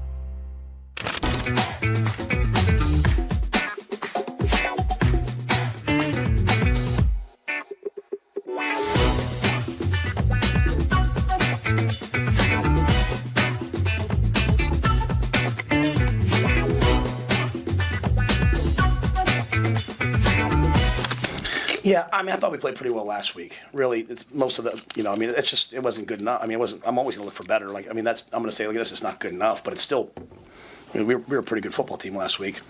You know, I think I'll watch the tape and just, you know, I'll just try to do the same thing I did last week. Just look at the things that were good, look at the things that were bad. Obviously, first and goal inside the 5 and to not get it in is not good enough. To fumble the ball on the goal line is not good enough. But at the same time, we also came back with sort of a what's next attitude. I hated the fact that they were able to drive the ball before the half and have a chance at a field goal. I hated the fact they were able to drive the ball and start the second half. But credit to our guys, they came off and they blocked it. I love the intensity of our guys on the sideline, the Bufords demanding that we block it. So I'm sure there's going to be lots and lots and lots of things. And you know, we're not here to comment on the overall. You know, we're here to just keep fixing all the things that we see, and different things will come up. So, but you know, I think a lot of, you know, in general, all three sides put it together.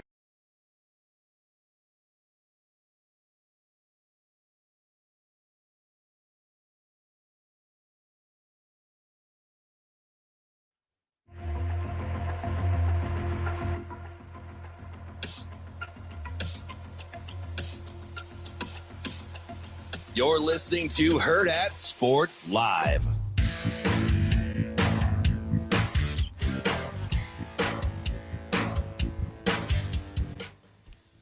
Welcome back, Hurrdat Sports Live, presented by Centris Federal Credit Union. That's DBM Ravi, Lulla here at Hurrdat Sports Bar and Grill, reminding you that if you want to make a real impact without a huge time commitment, Big Brothers Big Sisters is the perfect fit for you. They're looking for 60 men in 60 days to become mentors because currently 70% of their youth on their wait list are boys just waiting for a male mentor to connect with. It only takes 4 hours a month to make a difference, whether it's shooting hoops, grabbing something to eat, or just hanging out. The littlest moments can make the biggest impacts. Go to bbbsmidlands.org to learn more and to sign up to be a mentor. DB likes to mentor me through game film every week, so that's what we're going to do now. I really don't. It seems like you have the most fun. I really, really, really don't. Well, let's try it anyway. Let's get to our first one here, Rico. We're going to start early in the first quarter here. This is about 12:30 into the game. Oh, look at that, all 22. We love to see that. We've got our guy here. That's nice. Let's go ahead. I got a receiver out here. I have a free run defender here. Yep. So we're looking at 1, 2, 3, 4, 5, basically on the defensive line. Yep. And then we've got Want me to back this thing up like juvenile for you? 2 linebackers. So we're talking 7 in the box here. Am I counting that right? Correct. All right. Let's play it through one time. All right. So, we're going to watch this. We're going to sit right there, right? Mm-hmm. Let me back that thing up. Yeah, let's back it up here just for a second. I'm going to clear the drawing. Now, you get the good double here, right? When you run this type of offense on the left side, you get 1, 2, 4, 1, 2. This should be an onside. Let me give you green. This should be an onside run play. Okay. And that's what? That's Gatula and Latovsky? Yeah, because as we see, do you want a different color? Ooh, no, it's we're great. cute at this. We Yeah. see the lateral lead step. Mm-hmm. Good there? Yep. Clear the drawing. Let this thing happen. Oh, no, we can't forget my guy. I saw this real time. Luke Lindemeyer. This is why I wanted to watch this play. And Harburg. Okay? In tandem. Or, no, Harburg is the one I want. Yeah, Harburg. These two break the huddle together. Mm-hmm. You think maybe conventional 12 personnel where you get 1 tight end on this side, 1 tight end on this side. But they line up stacked. But they're stacked. But he's, in essence, they're bringing Harburg in motion here. Playing what I would call the move tight end. Mm-hmm. Come here. Move. Which means he's going to probably do what? Go in motion. He can move. Mm-hmm. All right, let it roll. Now, so you got the good double here. Mm-hmm. It happened with 77, 59, you get good movement. Mm-hmm. Free. Yep. Watch this guy's, he's smooth to the hole. The first guy or second guy? Emmett Johnson is very smooth to the hole. Okay. So he sees nose play across his face. Mm-hmm. So right now he's thinking, go back left. Cut back. Yep. I call this a skinny S. Mm-hmm. This is why I would tell my running backs. But watch Emmett's patience here. All the way back, and you're thinking, ooh, here's my immediate vertical crease. Did you think that? That is what I think.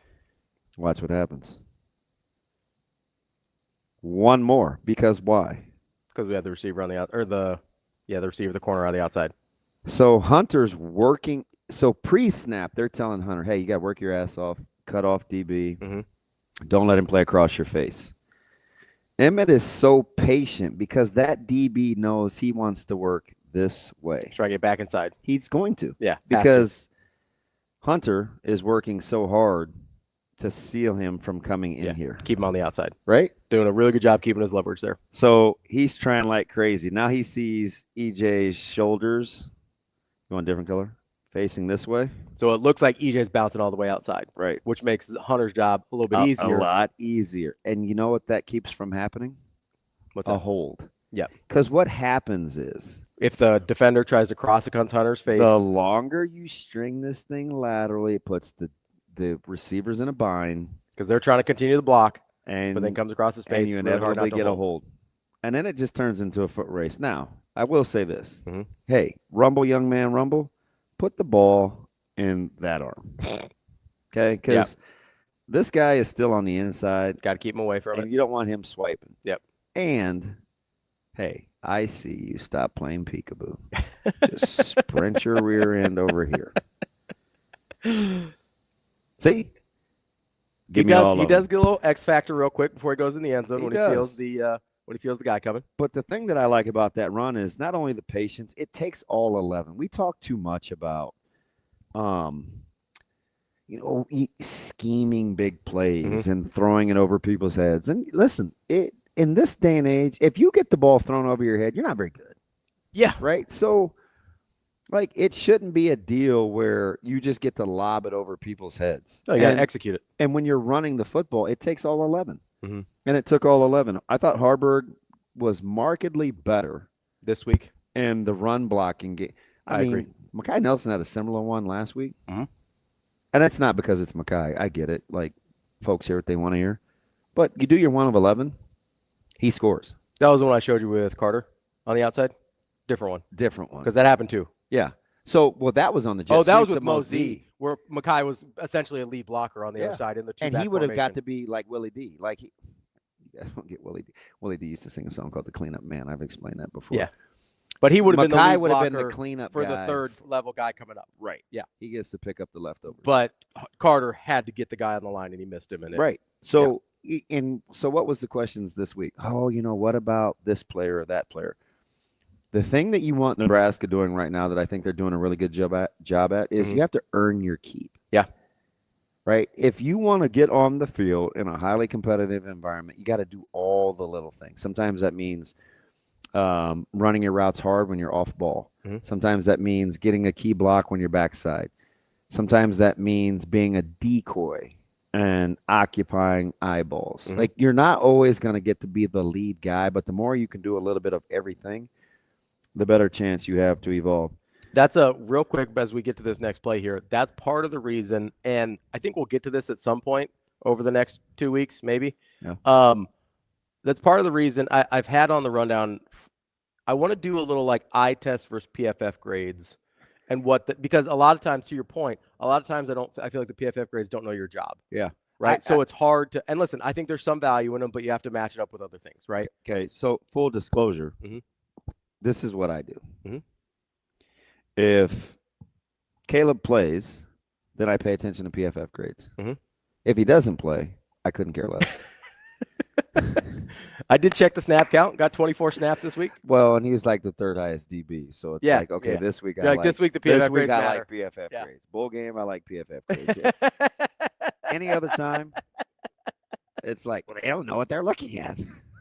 So that's just me keeping it a buck because I'm authentic, right? I appreciate that. You get all the foibles. What are we looking at here, young Ravi? Because you have given me no inkling in terms of what I'm looking at. What is it that you would like for me to show our fine fans this here? This should be this is 9:37, 3rd and 4 with the Akron backup QB in on the run. So you're thinking Wildcat, which they have prepared for all week long. So I thought this was interesting because I thought it shows a real difference between design QB run versus improv QB run that we saw last week with Source. This is clearly a design. Absolutely. So the indicator is he's in the game.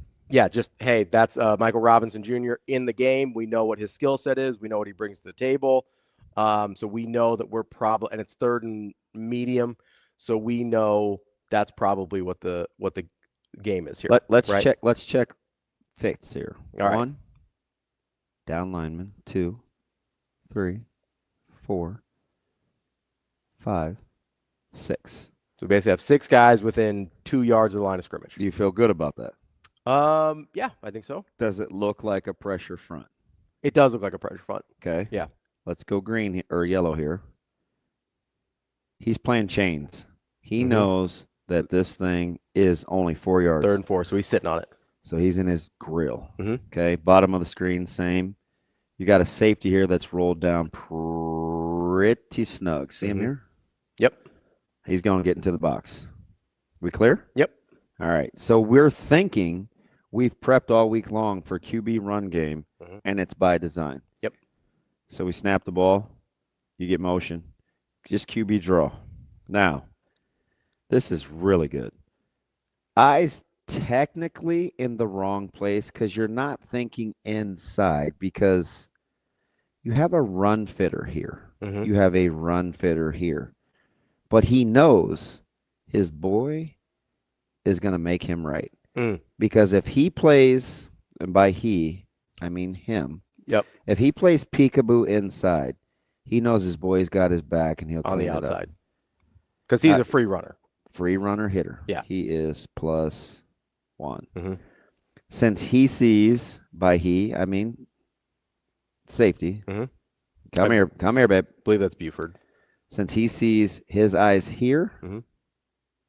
he knows, okay, I got your back. So he sees him peeking inside, so he bumps out. Yep. So at the end of the day, he ends up coming clean, doesn't he? Yeah, because the guy sees the free runner from the safety. So he goes to occupy here. Mm-hmm. That is trusting your defense. So now, this if is we clear the drawing, if Buford would have seen his head, if we just rewind, this is probably where oh, that's good. Mm-hmm. Hey, shout out me. Holla. If he clearly thinks he's coming in here and he comes here right now, mm-hmm. in terms of how they're being blocked, you fit it differently, don't you? Yep. Right? But because he trusts. And that's McCullough, I believe, right? Yeah. He put this gentleman in a bind, didn't he? Yeah, because now he's got, hey, I got two guys. I got a choice to make. And he doesn't know where his quarterback has gone at this point. Nope. He comes here. So he goes, hey, I've got McCullough or I've got. And guess who's free? McCullough. Watch it happen. Get over here. And I will say. And then everybody gets to throw up their fourth down. Listen, my man over here, he gets to run. He's celebrating. He's like, woo, crowd's going crazy because guess what? Because he got early penetration. Yes, he that did. Blew up the whole play. Super disruptive. So remember last week when we're talking to MRI and I asked you, hey, would you rather be wrong fast or right slow? You'd rather be wrong fast. Because theoretically, that guy was wrong, but he was fast. So Correct. Buford knew exactly where to go. But you know the beauty of it, which is why I love this play. And good on, I feel like you're like Luke Skywalker. I'm just not smart enough to be Yoda as like the Jedi. But you do know the right questions to ask now because you've heard me talk ad nauseum. But what happened? This really boils down to what's the T word that I love? Trust. Trust. When you have trust, you can play fast. Yep. Just trigger. Because Buf, who had to be a spectator early. Yeah. Had to see where McCullough was going to go. Right? Right. Trusted the fit, occupied. He made a play so somebody else could make the play. Now, I will say this early. If you're looking for an early guy that has exceeded expectations, even beyond like what we thought about him, as I keep talking to the invisible person known as Suave, because he's like right here. He's like, stop touching me. Stop touching me. I know you exist. Our listeners don't know you exist. But throw the hand in there. We got him. He's there. But because he's so good with the video, yeah, I feel like we're connected. Yeah. I'm not talking to Shane anymore. I say all that nonsense to say you can play fast when you trust your teammates. Fitting in the run game, it's not about size. It's not about if tomorrow I'm going to do you a solid. Mm-hmm. I'm going to give you the very same play that Nebraska ran, that EJ scored on, that Justice Haynes cut back on. OU had 2 free defenders. Mm-hmm. Same as Utah. One came even cleaner for Oklahoma, number 4. Should have made the play if he just counter boot reverse. He played peekaboo because he didn't trust. So you put 2 guys in the same fit, which is a no-no. Yep. And Justice was out the back gate. Yep. 2 guys, same fit. Nebraska had every opportunity. Buford could have come inside. Because that was probably his original assignment. That's probably what he was thinking because McCullough had leveraged the block on the outside. He sees the ball go inside, and I always say leverage the what? Ball or block? Ball. So McCullough shoots a shot. Yeah. Frees Buford to occupy. McCullough gets to make the play. And that's a total trust thing. What I thought was interesting, too, because you might be sitting here like myself and be like, okay, well, if McCullough's probably supposed to stay outside as his original assignment, right? Why did he do what he did? A, trying to leverage the ball, like you said. B, Nebraska also had penetration right in front of him. Yeah. So it kind of, that is where it started. You know, we've talked a lot about the defensive line and stopping the run, whatever, but it's important there because you got pressure on the outside and you got pressure right up the middle as Nebraska kind of reset that line of scrimmage. So it gave McCullough an opportunity to make that decision, which allowed Buford to trust him, trust the trigger, get up and occupy. The other thing I wanted to say about that play is I was really impressed by Buford going in and being like, hey, I'm taking on – like Buford's not a big guy. No, all 181 pounds of it. Taking on a big tight end and knowing he's probably not going to make that play, but he has to occupy the tight end. Shoot, Buford. I apologize. Keith is my guy. He's looked out for Caleb. He's probably 89. I'll say. I don't want to cheat. Don't short him. Pounds. Don't short him. All right. All right, last one here. We've got big play by a guy. Is this the safety? It is. It's by a guy that you've been trumpeting his praises, Cade Petchak, for a while now. I gave you credit on Twitter this weekend. Somebody's like, I can't remember whether it was you or DB. You've been talking about Cade. I was like, that was DB. Yeah. I didn't. So I the didn't have guys that anything I on like Cade. in the industry, Mhm. sometimes I'll say, hey, keep an eye on this guy, and it'll be a couple weeks early. Yeah. Petchak was one of those guys. Petchak. Rex Guthrie was another one. Yeah. Now Rex, it hasn't quite turned out the way I wanted it to for Rex. But he's playing a lot. But he's young and he's kind of feeling his way along. But He's playing a lot. But I mean, I also think it's easier to splash early as a defensive lineman. yeah. Now he's figured it's hard. Yeah. it's hard back there. So this is the obviously Akron is pinned up against the goal line. I believe this is second down after they almost, and I think actually did have a safety on the first play. So this is a prime example of what I like about solving problems with aggression. Mhm. Because sometimes you can be wrong, but if you're wrong together. Yeah. Normally, if I'm a D lineman and if I see down block, I want to come here and get flat. Mhm. Okay. Do you want me? I'll put that in yellow. If I'm going to go a little thicker here so you guys can see. If I see down block, that's too fat. So when you say down block, what are you seeing from these offensive linemen right now that tells you it's a down block? So I don't know yet. Okay. Pre-snap. Gotcha. Okay. But I'm thinking he sees him in a 1 Mhm. and he's in a 3 technique. Yeah. Which is outside shoulder of the guard, Mhm. just shaded off the center. So that's a 1 and a 3. Mhm. I think if these two work for this guy, they're going to come off together. So you normally want him to clear drawing. I don't like the fat squiggly. I'm going to go see. If he sees him here, Yeah. he should come here and squeeze. So here's one of the things I wanted to ask you about this play, right? Go ahead. I'll clear this for you. Because you've got your 3 down linemen, then you've got McCullough on the outside hanging on here. Yep. Right? As in here. Yep. Okay. So if I'm Finley in this situation, Yep. and I don't know if he checks here or not, or if this is just the call, right? But if I'm Finley here, I probably am, if I'm checking my coverage or my protection at all, I'm probably shading towards McCullough because he's the extra guy, right? Or no? No. Okay. So I think you count. That's a good question. I like it. I think you count these 4 as 4. Okay. So it's just, hey, I'm basically looking, this is 4 down linemen, don't have to adjust anything. Yep. And Okay. I have 1, 2, 3, 4, 5, 6, 7, 8. So I should be way good on numbers. And if you want to just get into how hard this is, I have 1, 2, 3. Where are they relative to the hash at the bottom of the screen? They're all inside. They're all this way, aren't they? Mhm. Where would you run the ball? I would run it to the bottom of the screen. You'd run this way, wouldn't you? you?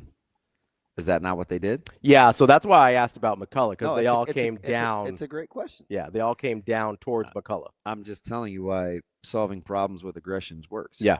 Okay. Fantastic job of setting me up for something I didn't even know we were going to talk about. So we're here. All right. What'd you see?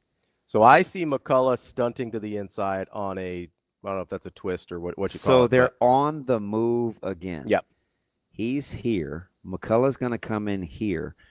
This guy, I'm going to put him in yellow because he's on offense. Mhm. He's free. Yeah. He gets to get to second level because he's uncovered. So he's getting to shavers, it looks like, or Yeah. trying to, right? Yeah. But let's clear it and back it up. This is so beautiful. I love this. You may think 1, 2 work for him and him. Mhm. not what happens. They think he should be able to come down and get pet shock. Mm-hmm. But watch what happens. Instead of, and I don't know if you teach this. Okay. If pet shock sees down, like I said, he should squeeze. He should flatten out to try and. He gets vertical, which you don't always teach. Mm-hmm. But he can see the ball. That's a happy face.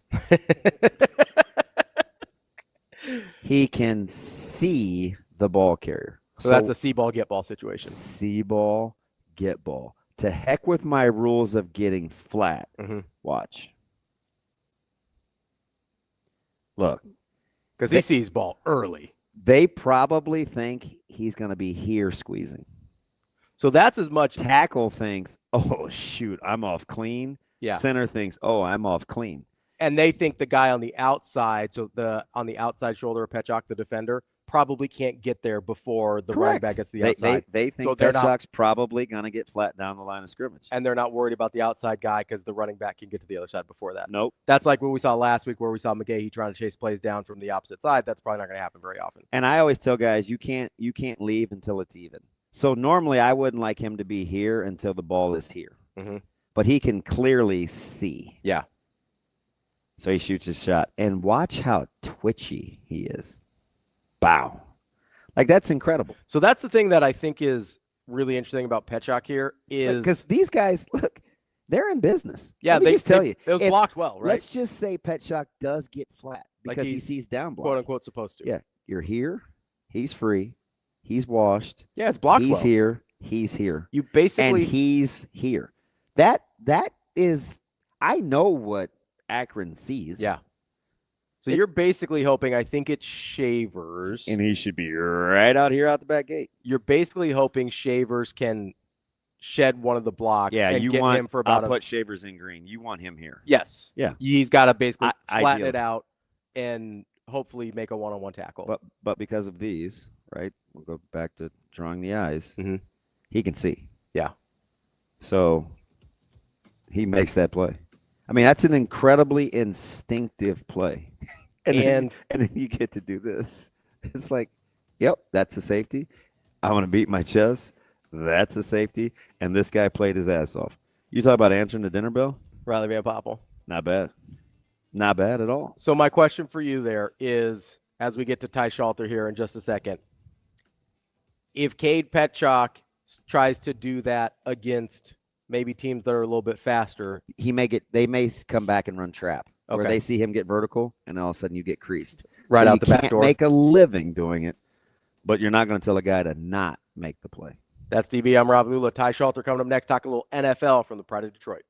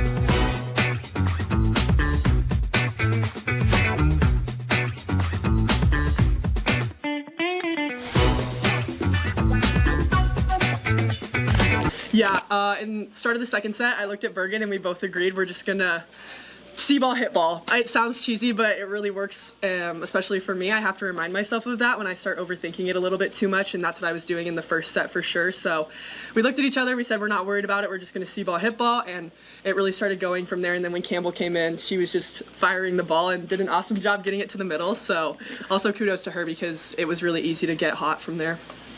It's better. I mean, I know I haven't been attacking the best, but I think that also comes with trying new things. And I'm working with Brennan right now, and all the middles actually, we're just trying new routes, trying new arm swing mechanics. So it's going to come with failure, and I have to remind myself of that, and it's very early in the season. So I'm not too worried about it. I think in the position that I'm in, I still have an opportunity to get back to the old Andy, but I think also we're playing a really high level of volleyball, and I have to remind myself I'm probably not going to hit 600 every single game. So, just staying patient, trusting the process, and then trusting my team too, because I know that they have my back regardless of what I'm hitting.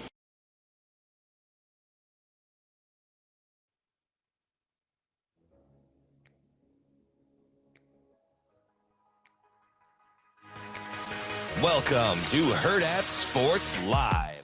Purdy's given time. Punts it all. Downfield. Pearsall's got it. Ricky Pearsall inside the 25. There they bring it. They go to the end zone. Wow. Was that caught? That's caught. Oh, we need to have a second look at that. After review, the ruling on the field is a touchdown. Whoa. Oh, Gene. 60-yard attempt for the lead. Sweeps the leg. 60-yarder. Pittsburgh goes in front on 4th down. Steps up. Fields delivers. Catch made. And the ball is jarred loose. And Jalen Ramsey has slammed the door shut.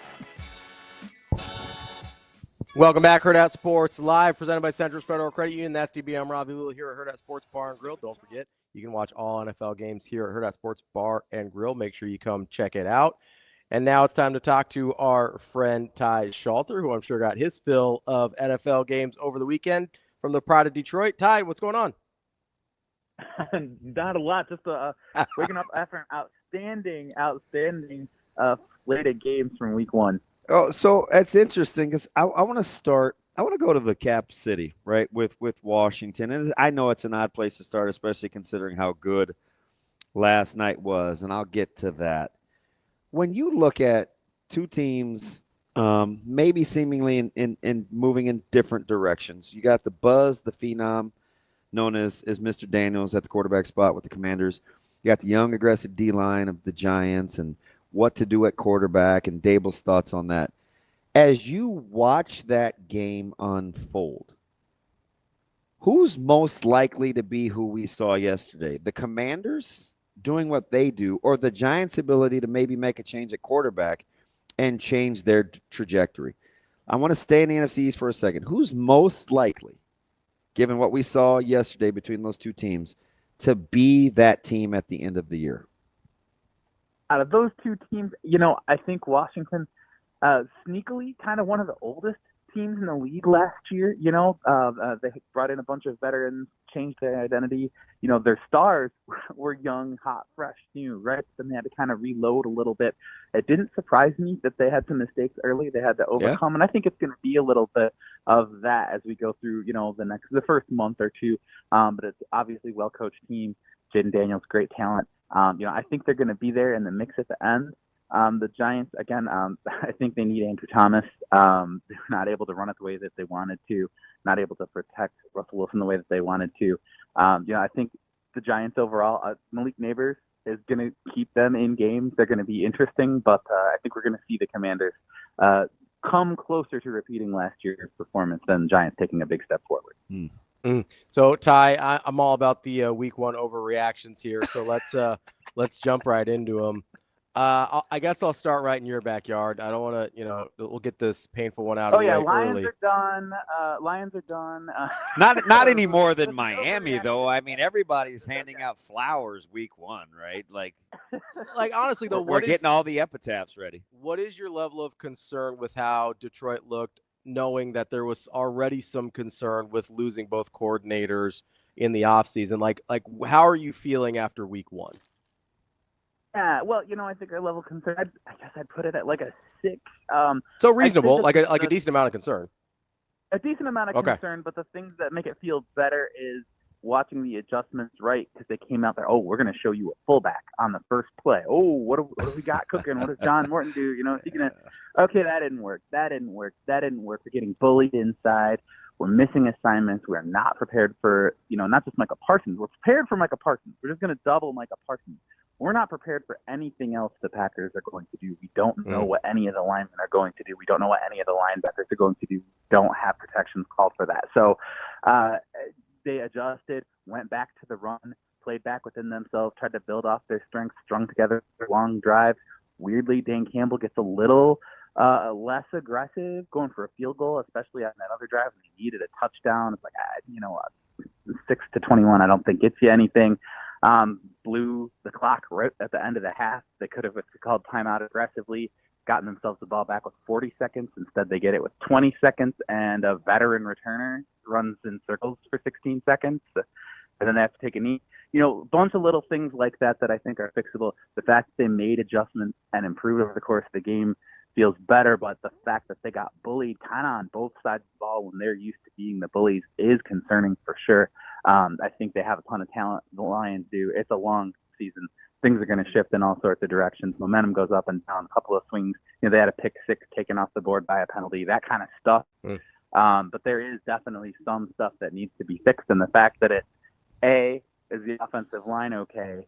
B, are the coordinators up to snuff in the play calling department? Obviously, you think it'll get better as the season goes on. But the fact that the two top concerns from the outside are the two top concerns we saw in the field is definitely, there's meaningful concern there. Let me give this context, Ty. You've done this a while. I like the fact you understand analytics too. So a little 2-in-1 here. Over 200 yards rushing, 8 per carry.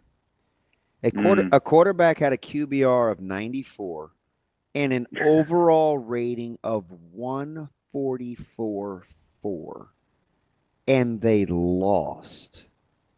Credit the Bills or shame on the Ravens? It's so hard. It's so hard. Well, do you think you'll ever see a 94 QBR, a 144 rating, and over 200 yards rushing with 8 per lose a game again? Yeah, and 0.69 EPA per play. That's incredible. Like every time they run a play, they're scoring 2/3 of a point. Yeah. It's jaw dropping. It's unbelievable. It's unbelievable, and it adds to this. Look, football is facts and figures. Football is reality. Football is randomness. But then football is story too, and there is this story of no matter how good the Ravens are, they can't get past the Bills, and they keep setting the bar higher and higher. It's impossible to be as good as the Ravens were yesterday. You shouldn't be able to play that well and lose to anybody, but they played that well. You shouldn't be able to play that well and win.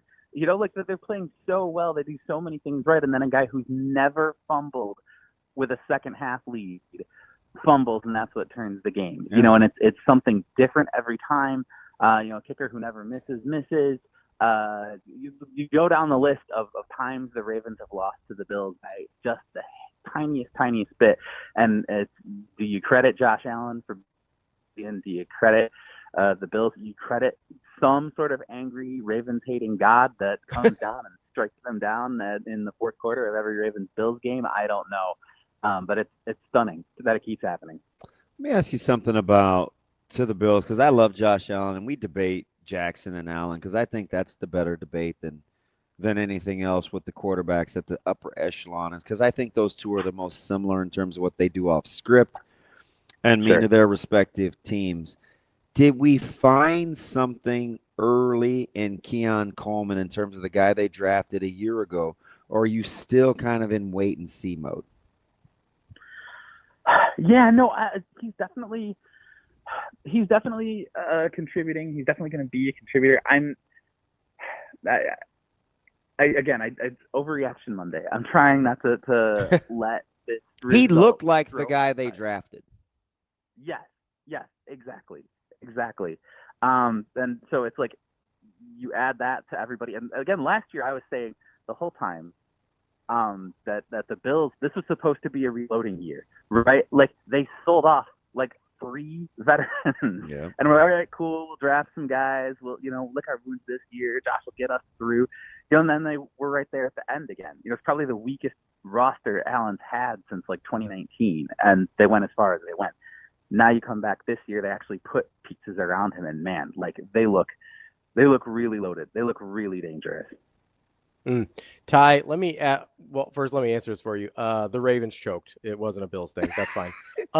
Yeah. Like there's 98% win probability with like 2 minutes to go.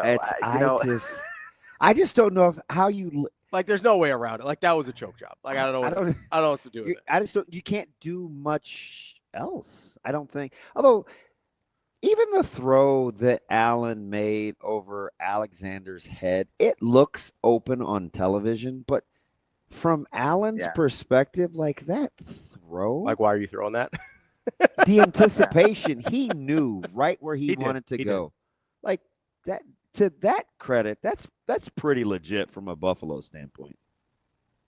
Oh, absolutely. There's no question that Allen, the way he sees the field, the way he understands the players around him, anticipates the plays they're going to make it. He makes those plays. His ability to just create from nothing and then keep holding on, keep extending plays, keep holding the ball, keep getting free, and then find that guy. It's no, there's nobody else doing it better. Maybe nobody's done it as well. I always hate throwing out all-time comparisons. You've seen Mahomes. Peak Mahomes has done some stuff that just makes you lose your mind. There's no way you could do it. And even, still today, Thursday, right? There are a couple of flashes of peak Mahomes creating something out of nothing. But Josh Allen right now in a tight spot, you absolutely want him over anybody else. Ty, I fought myself all off season. You know, is an Aaron Rodgers question? No. Okay. That one's coming later. I fought myself all off season with this hot take because I knew I was going to be boxed in. And we were doing our NFL predictions last week, and I said, hey. Oh, Chargers. Yep. Yeah. I said, I'm going to say this. I know it's going to be unpopular, and I'm going to hate myself because I'm going to watch Mahomes in Kansas City every week just do what they do. But I took the Chargers to win the West. I took the Chargers to win Thursday.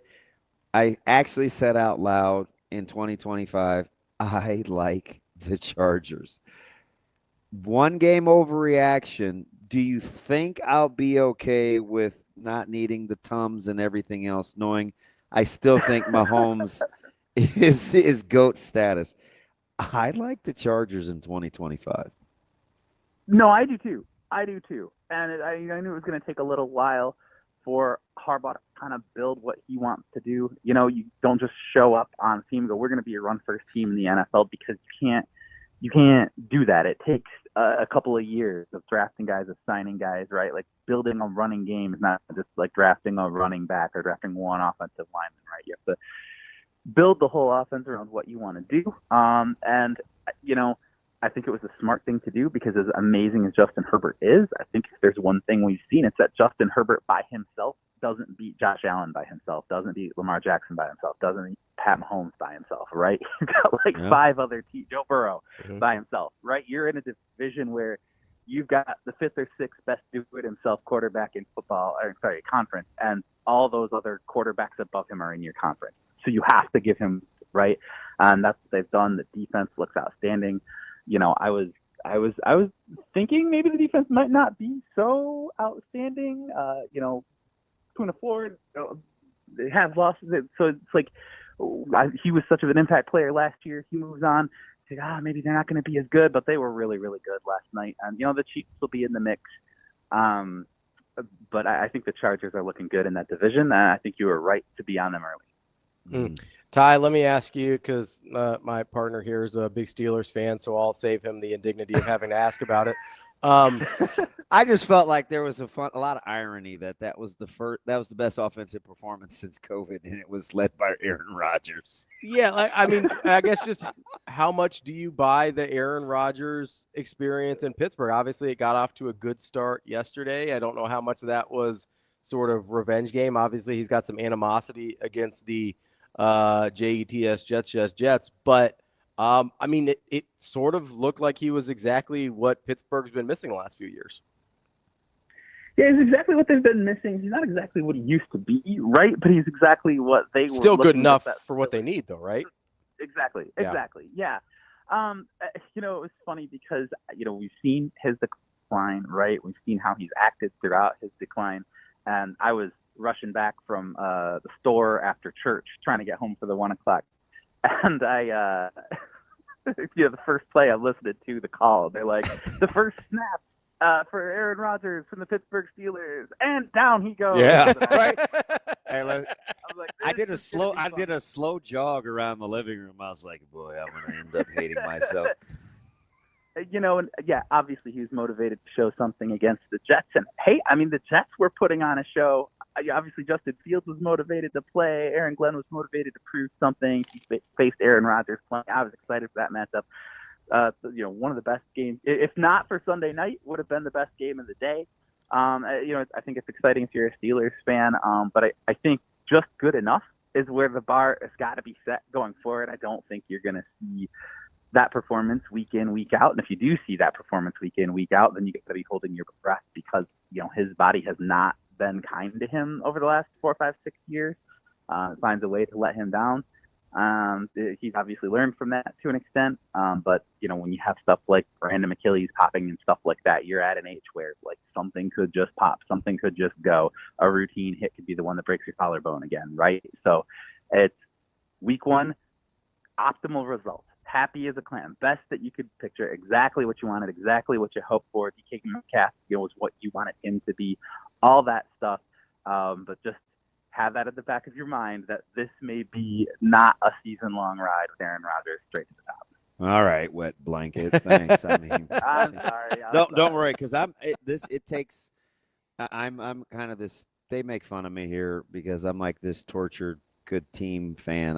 I can't stand LeBron, and I'm a Lakers fan. I can't stand Aaron Rodgers, and I'm a Steelers fan. I'm pretty indifferent on Ohtani, and I'm a Dodgers fan. Complained when the Lakers traded for Lulla. I just want to make that clear. He's the absolute worst. But anyway, not a big ISO ball guy, Ty. Not a big ISO ball guy. So here's another hot take, and I said, of the off the radar acquisitions, I love Daniel Jones. I think he'll be good in Indy. I think he'll be good with his head coach. I want to be right. I know it's a long season, but I can't help but to think, man, McDaniels may be the first coach fired. So where's the balance and me liking Daniel Jones in Indy versus they had the luxury of opening up against the dysfunctional, not very physical, not very tough.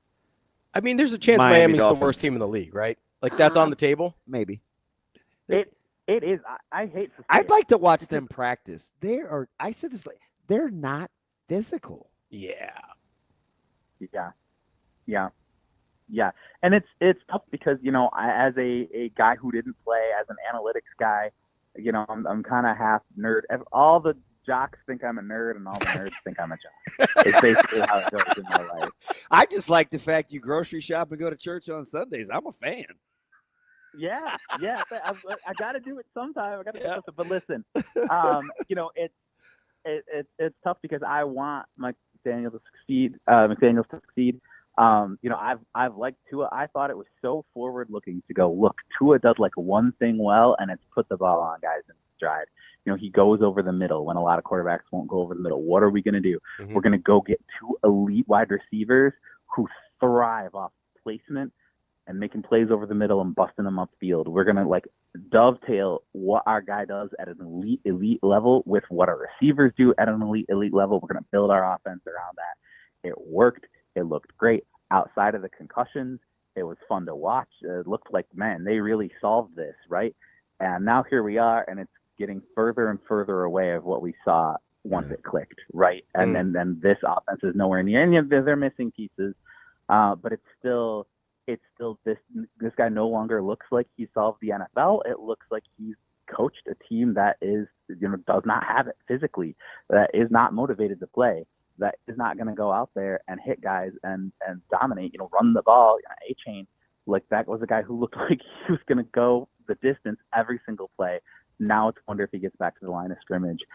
This team is not going in the right direction. And maybe he can turn it around, but it's very tough. And the same thing, he said Daniel Jones. I was talking to my kids, and I thought every decision they made with him in New York was wrong. Mm-hmm. Drafting him where they did was wrong. Starting him right away was wrong. Handling how they handled him was wrong. Yeah. Extending him when it was clearly not going to work was wrong. giving up on him after they extended him was wrong, right? Like there's clearly a player in there somewhere if you put the right cast around him and you ask him to do what he can do well and you don't ask him to do what he can't do well, right? Like, not a top 5 play. I don't see the path to where Daniel Jones is a Josh Allen or a Lamar Jackson or somebody who is pulling the team forward by creating all by himself. But he can create himself at times, and if you just ask him to do X, Y, and Z that he does well, I think he can be competitive, and your team can be competitive with him. That's how we saw all of that on Sunday. Ty, last one for me here. Was there a team that you saw yesterday that had maybe gotten a little bit or in week 1 in general, that you'd maybe gotten a little bit of hype over the offseason that you were a little underwhelmed by? I got one. I've got a team in mind. I'm curious what you think, Ty. Oh, okay. All right. I got hype over the season that I was underwhelmed by. I mean, it'd be tough to say. It's tough with the 49ers because you lose George Kittle and you lose Trent Williams in one game. But then you go, oh my gosh, right? Like I expected them to be better against the Seahawks, right, than they were. They're in rough shape already. It feels like we're saying this every year. I don't know how the 49ers are like, wow, you look at that roster, you're like, it's so loaded, and then here we are one week and you're like, man, it's thin. So I'm curious what your answer is. Mine would have been the Denver Broncos. I was a little for the hey, they could take out we the West. Did wonder if he maximized with Bo Nix last year. Maybe he did. I don't know. That was kind of my thought, was like they really got because I don't know what Bo Nix's ceiling is as an NFL quarterback. I think that was a lot of the people's questions when you get a 24, 25-year-old who's played a ton of college football. Like, yeah, probably ready to play, but what does that look like as a ceiling sort of venture there? The defense is very, very good, obviously. You're also playing what could still end up being a bad Titans team. I don't know.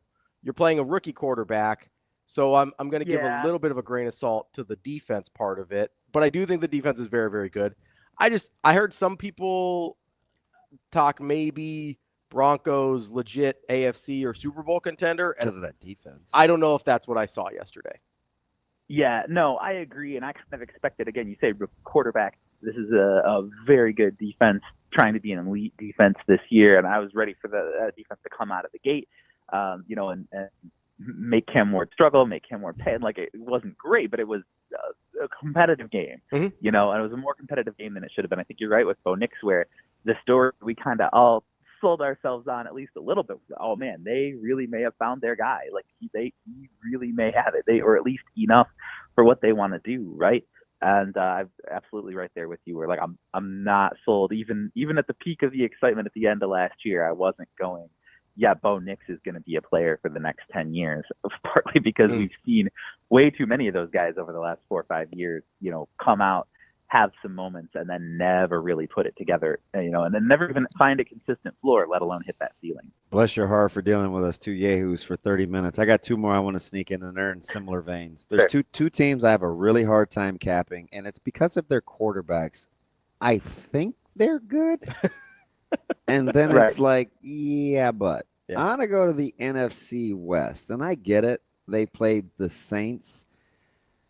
And he had the 5 sacks. I want to like Kyler Murray. He puts up legit numbers. Why can't I cap or get a good measure on Kyler Murray? Yeah, I've been in on the Cardinals. I was in on Murray. He went through stretches last year where, like, wow, and of course he's gone through stretches. Yeah, he looks like super legit. I thought he should have got comeback player of the year 2 years ago. But it's like, okay, talk to me. Yeah, consistency you want from him, obviously. And, the Saints, this is, again, a team that we are looking at, not thinking they are going to be one of the better teams or a playoff level team. This could be one of the candidate for a team that's kind of towards the bottom of the league, right? And there were moments where his execution was great. The play design was great. Marvin Harrison Jr. is great. James Conner still contributing. That play, that pass to him was super, super cool. The underhand, that mix of like improvisation and execution, that's what you want to see. And yeah, he's going to be fun. He's going to be exciting. but you're right. I think the test is going to be against other playoff teams. It's going to be against the teams that they're going to want to try and get ahead of. They've got to beat the Rams. They got to beat the 49ers. So we don't know for sure. Maybe you were hoping it would be like a 40-13 instead of 20-13. Or maybe that was a respectable hope. You're like Kyler Murray MVP, right? But so far they're trending in the right direction, and he's showing me what I was hoping to see. All right. So in the same vein, and maybe it was a sophomore slump, they didn't look great yesterday. What am I supposed to think about C.J. Stroud and the Texans? I want to so Stroud gives me Kyler Murray vibes because they do enough to give you hope, but then it's like sometimes you feel like it's in spite of. It was his receivers, and then it was they can't protect him. I don't know, man. Like, what am I supposed to think about C.J. Stroud? Yeah, and again, this is a offense that had a couple injuries mid-game that kind of threw things off, but 3 sacks, 7 hits. Is he supposed to elevate? I don't I'm patient because I want to like him. Right. But if the plan keeps being, we're going to put everything on this young quarterback, right? Like, we're going to ask him to make up for everything that isn't around him, no matter how good he is or how good he's been. You're not going to get the consistency that you need from a kid, and you worry about. We've seen this with Texans quarterbacks before, where they put everything on the young kid, and then he gets shell shocked, right? Because conversely, I'm watching Stafford just get on a heater about halfway through that game, and that was the difference. Yes. Yep. And then there's nothing like making decisions, executing, and making throws you can make. And somebody posted up the next gen heat map of Stafford throwing like a 35-yard strike down the sideline in between cover 2. Like, oh man, look at this throw from Stafford.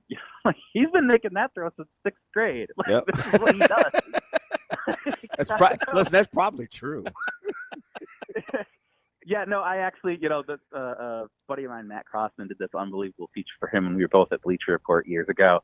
And literally in 6th grade, if his dad wanted to play catch with him, he needed a relay man in the middle. Like, Stafford would throw to his dad would have to throw to a guy, the guy would throw to Stafford would throw to his dad. Like that. Hey, hit the cut, man. I love to see it. That is Ty Schalter, our friend from Pride of Detroit. Ty, appreciate the time as always. Good stuff, and enjoy the Monday night game tonight. I don't know who it should be a doozy. Don't know who you're going to root for with a couple of NFC North rivals there. But real quick, Ty, is there a part of you that roots for Caleb Williams with all the haters knowing how gifted he is? 100%. Yeah, me too. I don't want to like him because I don't like the Bears, but I'm like, fudge, I hope you prove them wrong. Yeah, well, it's kind of a nerd thing too, right? Where it's like, hey, this kid is so talented. People, he paints his nails. He can't be a quarterback. Like, come on, watch him play. Come on. And we got another pencil-necked offensive coordinator going out there to coach up that team and try and do the Dan Campbell, smash mouth bit. And it's like, I want this to work. It's fun. It's entertaining. You want to see talented players play. You want to see talented players succeed. Caleb Williams being good would be good for football.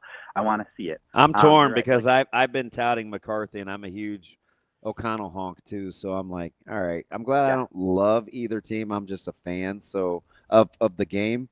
I hope they both play well. Yeah.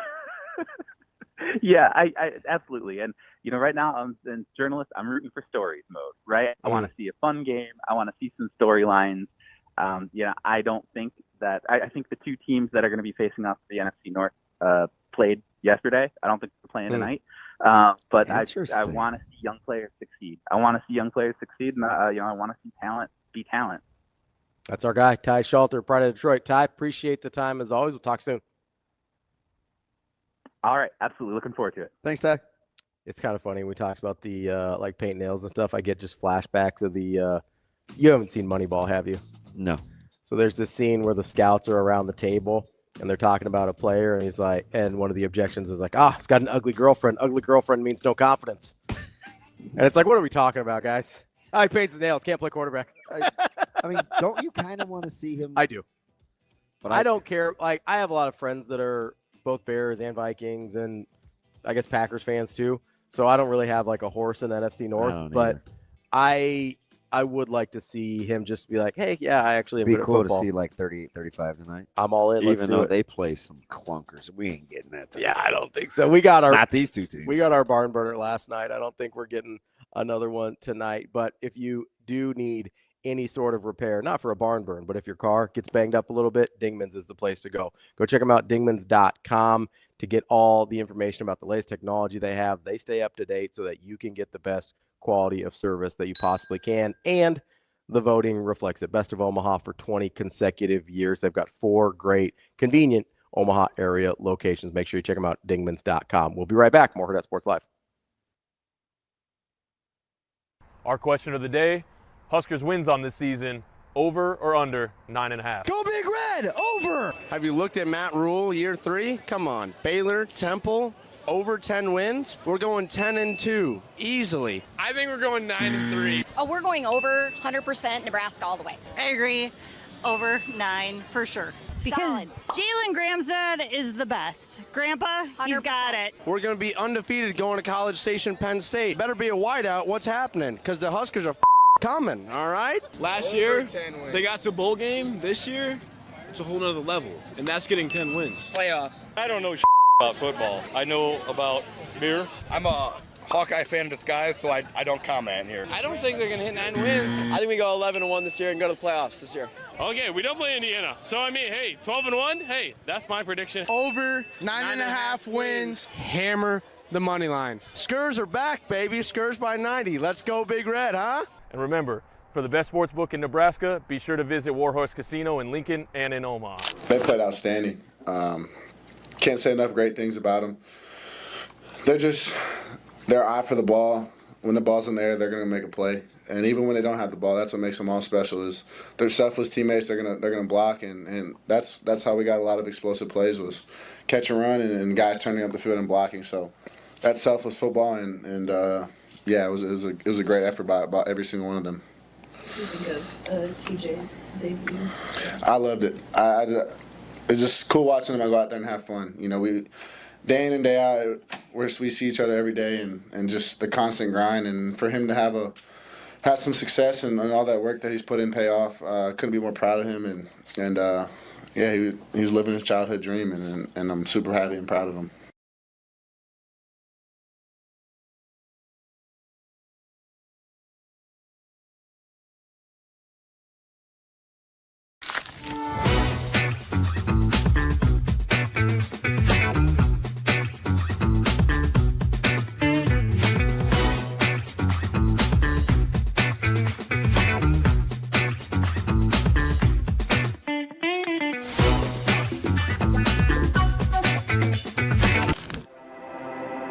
A successful financial future is built one coin at a time. Whether you're just starting out or a seasoned saver, we've got the financial resources and team of experts who will be with you every step of the way. Centris Federal Credit Union. We are where you are.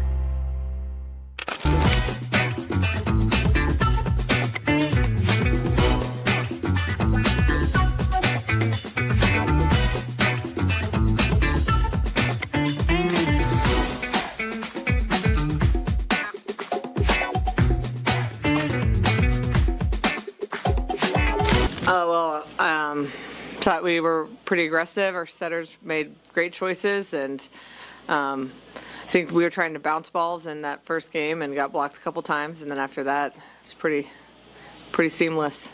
We just practice more serving, so I don't know, just more time. We try to give them different drills and different targets and try to get their mindset not necessarily on the actual serve, but something else. So I thought it was a little bit better, but we still have a room to improve there for sure. It's also an individual thing. Like they got to spend time by themselves and take the time to get in the gym and work on it on their own.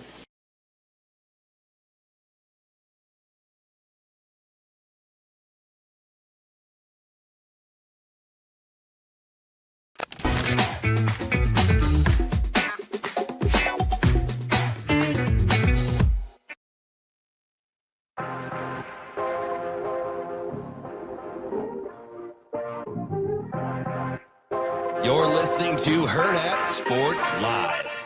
You know, Quinn, for me, I think that's a special Husker moment there. You know, obviously, you know, his father, great player here, passed away. I'll never forget when we offered him, Coop and I were in the end zone at a camp, and he just kept running around. I was like, you know, Vershawn and Damon and a bunch of guys that kept sending me his tape. And I said, we'll get him to camp. And he came to camp, and he's running around, this big athlete. I remember walking up finally and being like, you know, because we were in Memorial. We were in the north end of Memorial. I said, well, where's your mom? He said, she's right there. So, ironically enough, she was standing there. I said, walk over here. And we offered him a scholarship in the end zone at Memorial Stadium. And, you know, just think about, you know, his father not being there, but probably looking down on him in a place that meant a lot to him. And so, you know, he scored that touchdown. You know, me, like I'm the most like non-celebrant. I yelled at Dane, like, go get that ball. And we got it for him. And Quinn's a guy that's coming on. Mackay, I knew Mackay was coming. I was really proud of Mackay. Like, the only time, you know, him and I are both from PA, so we talk a lot of trash to each other. The only thing he said to me all night was, hey, on kickoff, he's like, you want me to make another tackle on kickoff? Because he made a tackle on kickoff. So a lot of those guys are really good players. Their time is coming. You know, my challenge to the guys, both before the game and at halftime, was, you know, to finish the game and have a killer instinct and not let people lie around. And I thought we did that. You know, we were in there. I called everyone up, and even Marquise was like, yeah, we've never done this before. We've never had a 68-0. You know, and again, that's not an FCS game. That's a group of 5 team. And so happy for them that they did that. You know, it's just won't, you know, at the end of the year, we won't be talking about this game. So we did it. Now we got to move on. Welcome back, Hurrdat Sports Live, presented by Centris Federal Credit Union, SDB. I'm Ravi, Lulla. I want to dive back into Nebraska here. I'm just trying to go back and find this text. As we wrap up the show, the one about Quinn Clark. God, this goes back to like, because that'd have been what? Zane Floor. I mean, we go way back. Yeah, it's got to be, is it 20, winter 23, January 24? Is that would have been it? There's Floors film. This is Food, Carolina. Jiminy Christmas. Yeah, it's January. So that's, obviously a super cool moment for Nebraska, for Quinn Clark, but it kind of embodies this thing, and he mentioned it there in the. Well, I took a leap of faith in this guy early. Yeah. Oh man. On who, Quinn or on Coach Rule? Coach Rule. This dude could have been like, "You're an idiot." Glad he didn't. Oh, you know what it was? Check out this date. That is January 11th, 2023. That's early. You want me to click on it? That's early. Yeah, that was a message sent to me. Yeah. About Quinn. That's early. Way ahead of the game. January 2020. I guessed that right, because he would have been on campus last year, so I was a year off. Crazy, isn't it? No, it's. I love that dude. So what was? Not Rule. I mean, I do him, but Quinn. Yeah, but Quinn. Yeah. Well, he's been in the house a bunch, hasn't he? And I told him. I said, I'm not doing this because I love your dad. I don't remember. You don't want. I'd rather be right. I'd rather be right than well liked. You didn't want Nebraska to miss a good player. Yeah, and I don't want you to think I don't know what I'm talking about. Yeah, that's the thing. So I was very reluctant at that point in your relationship with Coach Rule for you to stick your neck out, like you had to have liked him. Yeah. Right? So you want me to how the sausage is made? Yeah. Hey, just finished watching and rewatching. Can play tight end. He's gonna grow. He's got a ton of potential. I like the way that he can high point balls, and he's pretty fluid. It's almost kind of like he's made of clay. His dad was the late, great Kenny Clark, all bias aside. Mm-hmm. So I take it back. He did reply. Okay. I'll have our guys check it out. Appreciate it. Oh, there you go. Yeah. And then it went dormant. Radio silence? Yes. So let me ask you this about the cool, man, to look back at that. Shout out Coach Rule for. Let me ask you this about the Quinn Clark eval, because you said, hey, maybe he can play tight end. Were you not sure about the top end speed without him being at camp? No. So like that's cool. That's cool. Yes. I'll show you the film. Okay. I can't tell. It's far away, number one. Mm-hmm. So you don't know what competition he's got. I'm scrambling. Yeah. Who are they playing against? Yeah. I'm exhausting all options. Like I said, this took 3 days. Normally I can just eyeball it and be like, yeah, I know what that is. Yeah. But I do want to know who he's playing against. And so there's a couple reasons I'm gun shy. Yeah. Terrell Newby. Sure. And Leon Jackson. Oh, yeah. So running backs are hard high school evals. For me, I think they're in general hard high school evals. For me, extremely difficult because it's one of the things that I think I know too much. So I'm very gun shy to heap praise on. You know why I think high school evals are hard for me or other people that didn't play the position at a high level at high school is either way, if they look good, you're going to think there's something they're missing. So if they're just running by guys, you're like, well, I don't like, is that all he can do? I don't see anything else. I don't see any cuts. I don't see any breaking tackles. But then if they're not running by guys, you're like, oh, do they have the top for those end guys? speed? I think I know what I'm looking for. Do they have the explosiveness? You know what I mean? But I think it's a harder eval than people think. For me, the toughest thing for me to get a handle on is wide receiver. Yeah. I mean, I can do running backs. I think wide receiver offers similar challenges, right? If he's making a lot of contested catches in high school, it's like, well, can he get open? And then if he's just running by guys, you're like, well, is he just a speed merchant? Like there's, I think, especially, and that's why level of competition matters a lot in some of these evals, right? You're feeling like, okay, if he's playing 6A high school Texas ball, you're like, okay, if he's running by guys, that's something. Yeah, like right? I'm down on the field, and I just finished doing the deal with Jess, and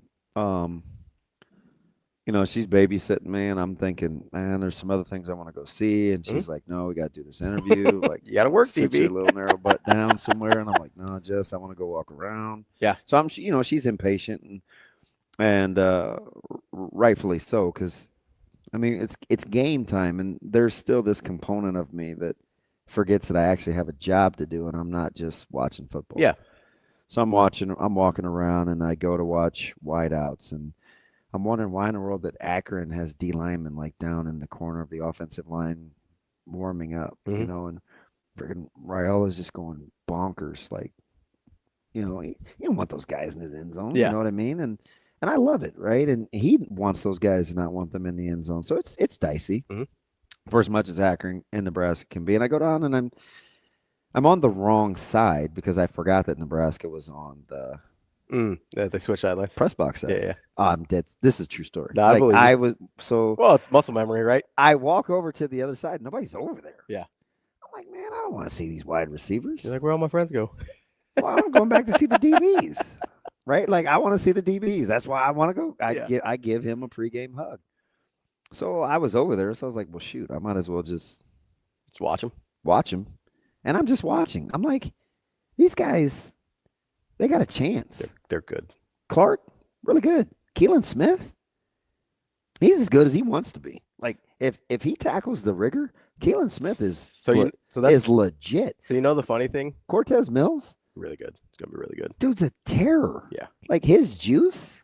And I don't even know that you named the best one yet. Oh, it's one of those three. Of the whole group? Of the youngsters. I'm talking about the guys we haven't seen. Oh, go ahead, throw it out there. Well, I was gonna say I think the best two guys in the group are Hunter and Barney. Oh yeah, I'm not counting them. Okay. Oh, don't sleep though. Key is so you know what I was gonna say about it's hard. I don't really have a best of those guys because they all bring something different. Hunter's a dude though. Key constantly gets open. Yeah, like he's got really good body control, and you know his hips are really. He's just got good wiggle. It's one of the things I like about Alcaraz. What I tell you about Alcaraz, he moves like he doesn't have bones in his body. Yeah, that's kind of how Key is. Yeah, with Hunter, he's just he's a mean, competitive. He never wants, like, the play's never over. Yeah. He's constantly trying. I told you, I watched him, and I'm not going to give the DB up. He's like a bully. He spun a ball off a DB's chest after he cooked him. I mean, it's legitimate. We got to fight. Like onside. Even if you're going to get your ass kicked, you have to stand up and throw he hands. spun it off his back because he cooked him on a 50-50 ball just imagine.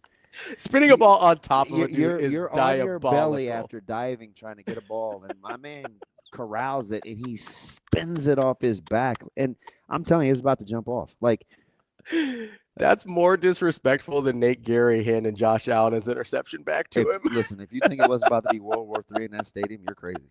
Like, it was seriously about to jump off. And I was like, you know what? I think I like that guy. I love it.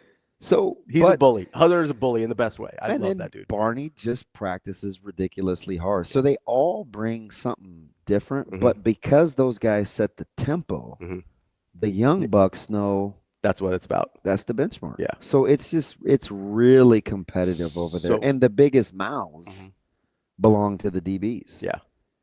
And you saw what happened in the scrimmage, right? They fight every play. Yep. Super physical. Yeah. Super physical. So, iron truly sharpens iron. And I would say the defensive backs, especially through 2 games, have been the best. The secondary has been the best unit on the team. I think. They only have one comp. Who? Maybe 2. Okay. The best unit, like as a whole? Yeah. So I think there's 3. You rank them. Maybe 3A. So I'll give them to you. Okay. DBs. Yep. Wide receivers. That was going to be my next one. Quarterbacks. Yeah, so I kind of put Dylan in his own thing because it's just one guy. Can't. Okay. So if we're counting quarterback as a Dylan unit, gets a lot of reps in practice, right? He does. So shout out to the efficiency of Latif and Gramstead. Dude, Latif was good. I like Latif a lot. What I tell you I like about him, though? So there's 2 things. What's that? Number 1, he put the phone down early. Early on, he was a guy, I mean, yeah. Off air. No, I don't remember. You told me he was a very So this was public guy. Yeah, and I'm like, man, I don't know. I want to watch this guy. And you're like, oh, I know people are kind of down on his mechanics. And so this was early. Yeah. This was, I think, right after, before spring, I think. I was like, just stay off social media. But then he got it early. Stopped with the Snapchat and IG, and he was just a professional. So I started to watch him. I was like, ooh, he's pretty good. We may be fooled by Compton and the long hair and the braids. We're not going to stereotype. He's talented. This is me in my head. Yeah. And I started to just watch him. And I watched him in spring. I liked his poise. I watched him in the quarterback drills and how competitive he was. And then Holgerson caught me off guard at that presser when he said, oh, we like this guy. Yeah. We're going to battle for number 2 because Gramstad is so highly thought of. Yeah. So then I was like, fudge, I need to go to practice I more, thought Latif was just going to be, hey, redshirt year, sit. So just imagine when you watch him play. When's the last time you've seen 3 quarterbacks play in a game? I don't care about the competition. And you're executed? They're pretty proficient. Yeah. Probably never. I did like Turman coming in 3rd against Arizona State. Well, and he started against Kansas State in '94. Yeah. And they won. That was kind of the last time I remember seeing 3 quarterbacks playing, and I'm like, all 3 of those guys are good. So, yeah, I was going to say post-championship teams, it hasn't happened. Right? I mean, really, right? Like, I mean, we saw backup quarterback against Troy, and we were like, oh, my God, we're doomed. And, yeah, and they were. Right? I mean, really. Like, you get a backup quarterback against a lot of other teams, and you're in like deep Latif trouble. looked like he gets 80% of the snaps. Latif looked like he could start a game, and I know what people want to say. Yeah. Oh, it's Akron, it's bad. I watched Drew Aller against FIU. Not look very good. I watched Sellers against South Carolina State. Did you watch Cade Klubnik against Troy? Yeah, so you can miss Cade Klubnik was terrible. So you can miss me with the level of competition. It's Akron. Playing the quarterback spot and not getting different plays called. Because I've been there. Like, I've been a scrub getting backup time. And I get backup plays. I get 47 dive, 43 dive. Like, we're keeping it vanilla. I'm like, can I get some walls? Can I get some counter traps? Can I get the good stuff? Can I ask you a question? And stop having me play with that dude. Like, he's not – I'm not going to say he's not good, but it's like I want to play with him. That's just how I am. Do you think Iowa would trade Gronowski for Latif right now? Yes. That's all you need to know. That's all you need to know. Yeah. They would trade Latif for Gronowski straight up this second. Yeah. Well, I think Nebraska's going to have to decide how much they want to, like, how bad they want to keep TJ. Yeah, for sure they are. That might be the last we see of TJ, so there's no more tape on him. he's just a good player. But to their development, right? Yeah. It's like you look at Nelson and Mosey, and you're like, those guys are being developed. You look at the quarterbacks, you're like, those guys are being developed. Mm-hmm. You're looking at Hofkin and Petshaw and Parrott and Lafotu. Lafotu got in there. You're like, shoot, Mason Goldman is making plays. Mason Goldman got in there. You're like, those guys are being developed. Let's talk about the backup offensive linemen. We got Machacek. We got Peters. How about Sledge? We got Sledge. He's a stud. We got who else did we? We got Knutson got in there. Yeah. Knack got in there. Like, just name a guy. And they were still opening up huge holes for Ives. Because we've seen the last 15 years, and they've gotten very few blowouts, but like we've seen second and third team guys they come in. Like, what was the difference between Guthrie, Benning, and Kahn? None. Similar grades. I mean, just put a guy. I mean, in terms of from the starters. Yeah. Yeah, put a guy out there. I mean, it didn't really matter. Kahn's pretty good. Kahn's good. I like Kahn. Looks good. Pretty good. Yeah. So it's like, I don't know. Apparently, competition in practice works. Hey, how about that? Isn't that nice? You just got to – winning is key because you have to kind of keep it I'm not going to sit here and tell you, well, we just like competing every day. It has to yield some results. Yeah, because otherwise you have to throw me a bone to keep me engaged. Yeah, you need to prove a concept, right? You need to say, hey, working this hard works. Yeah.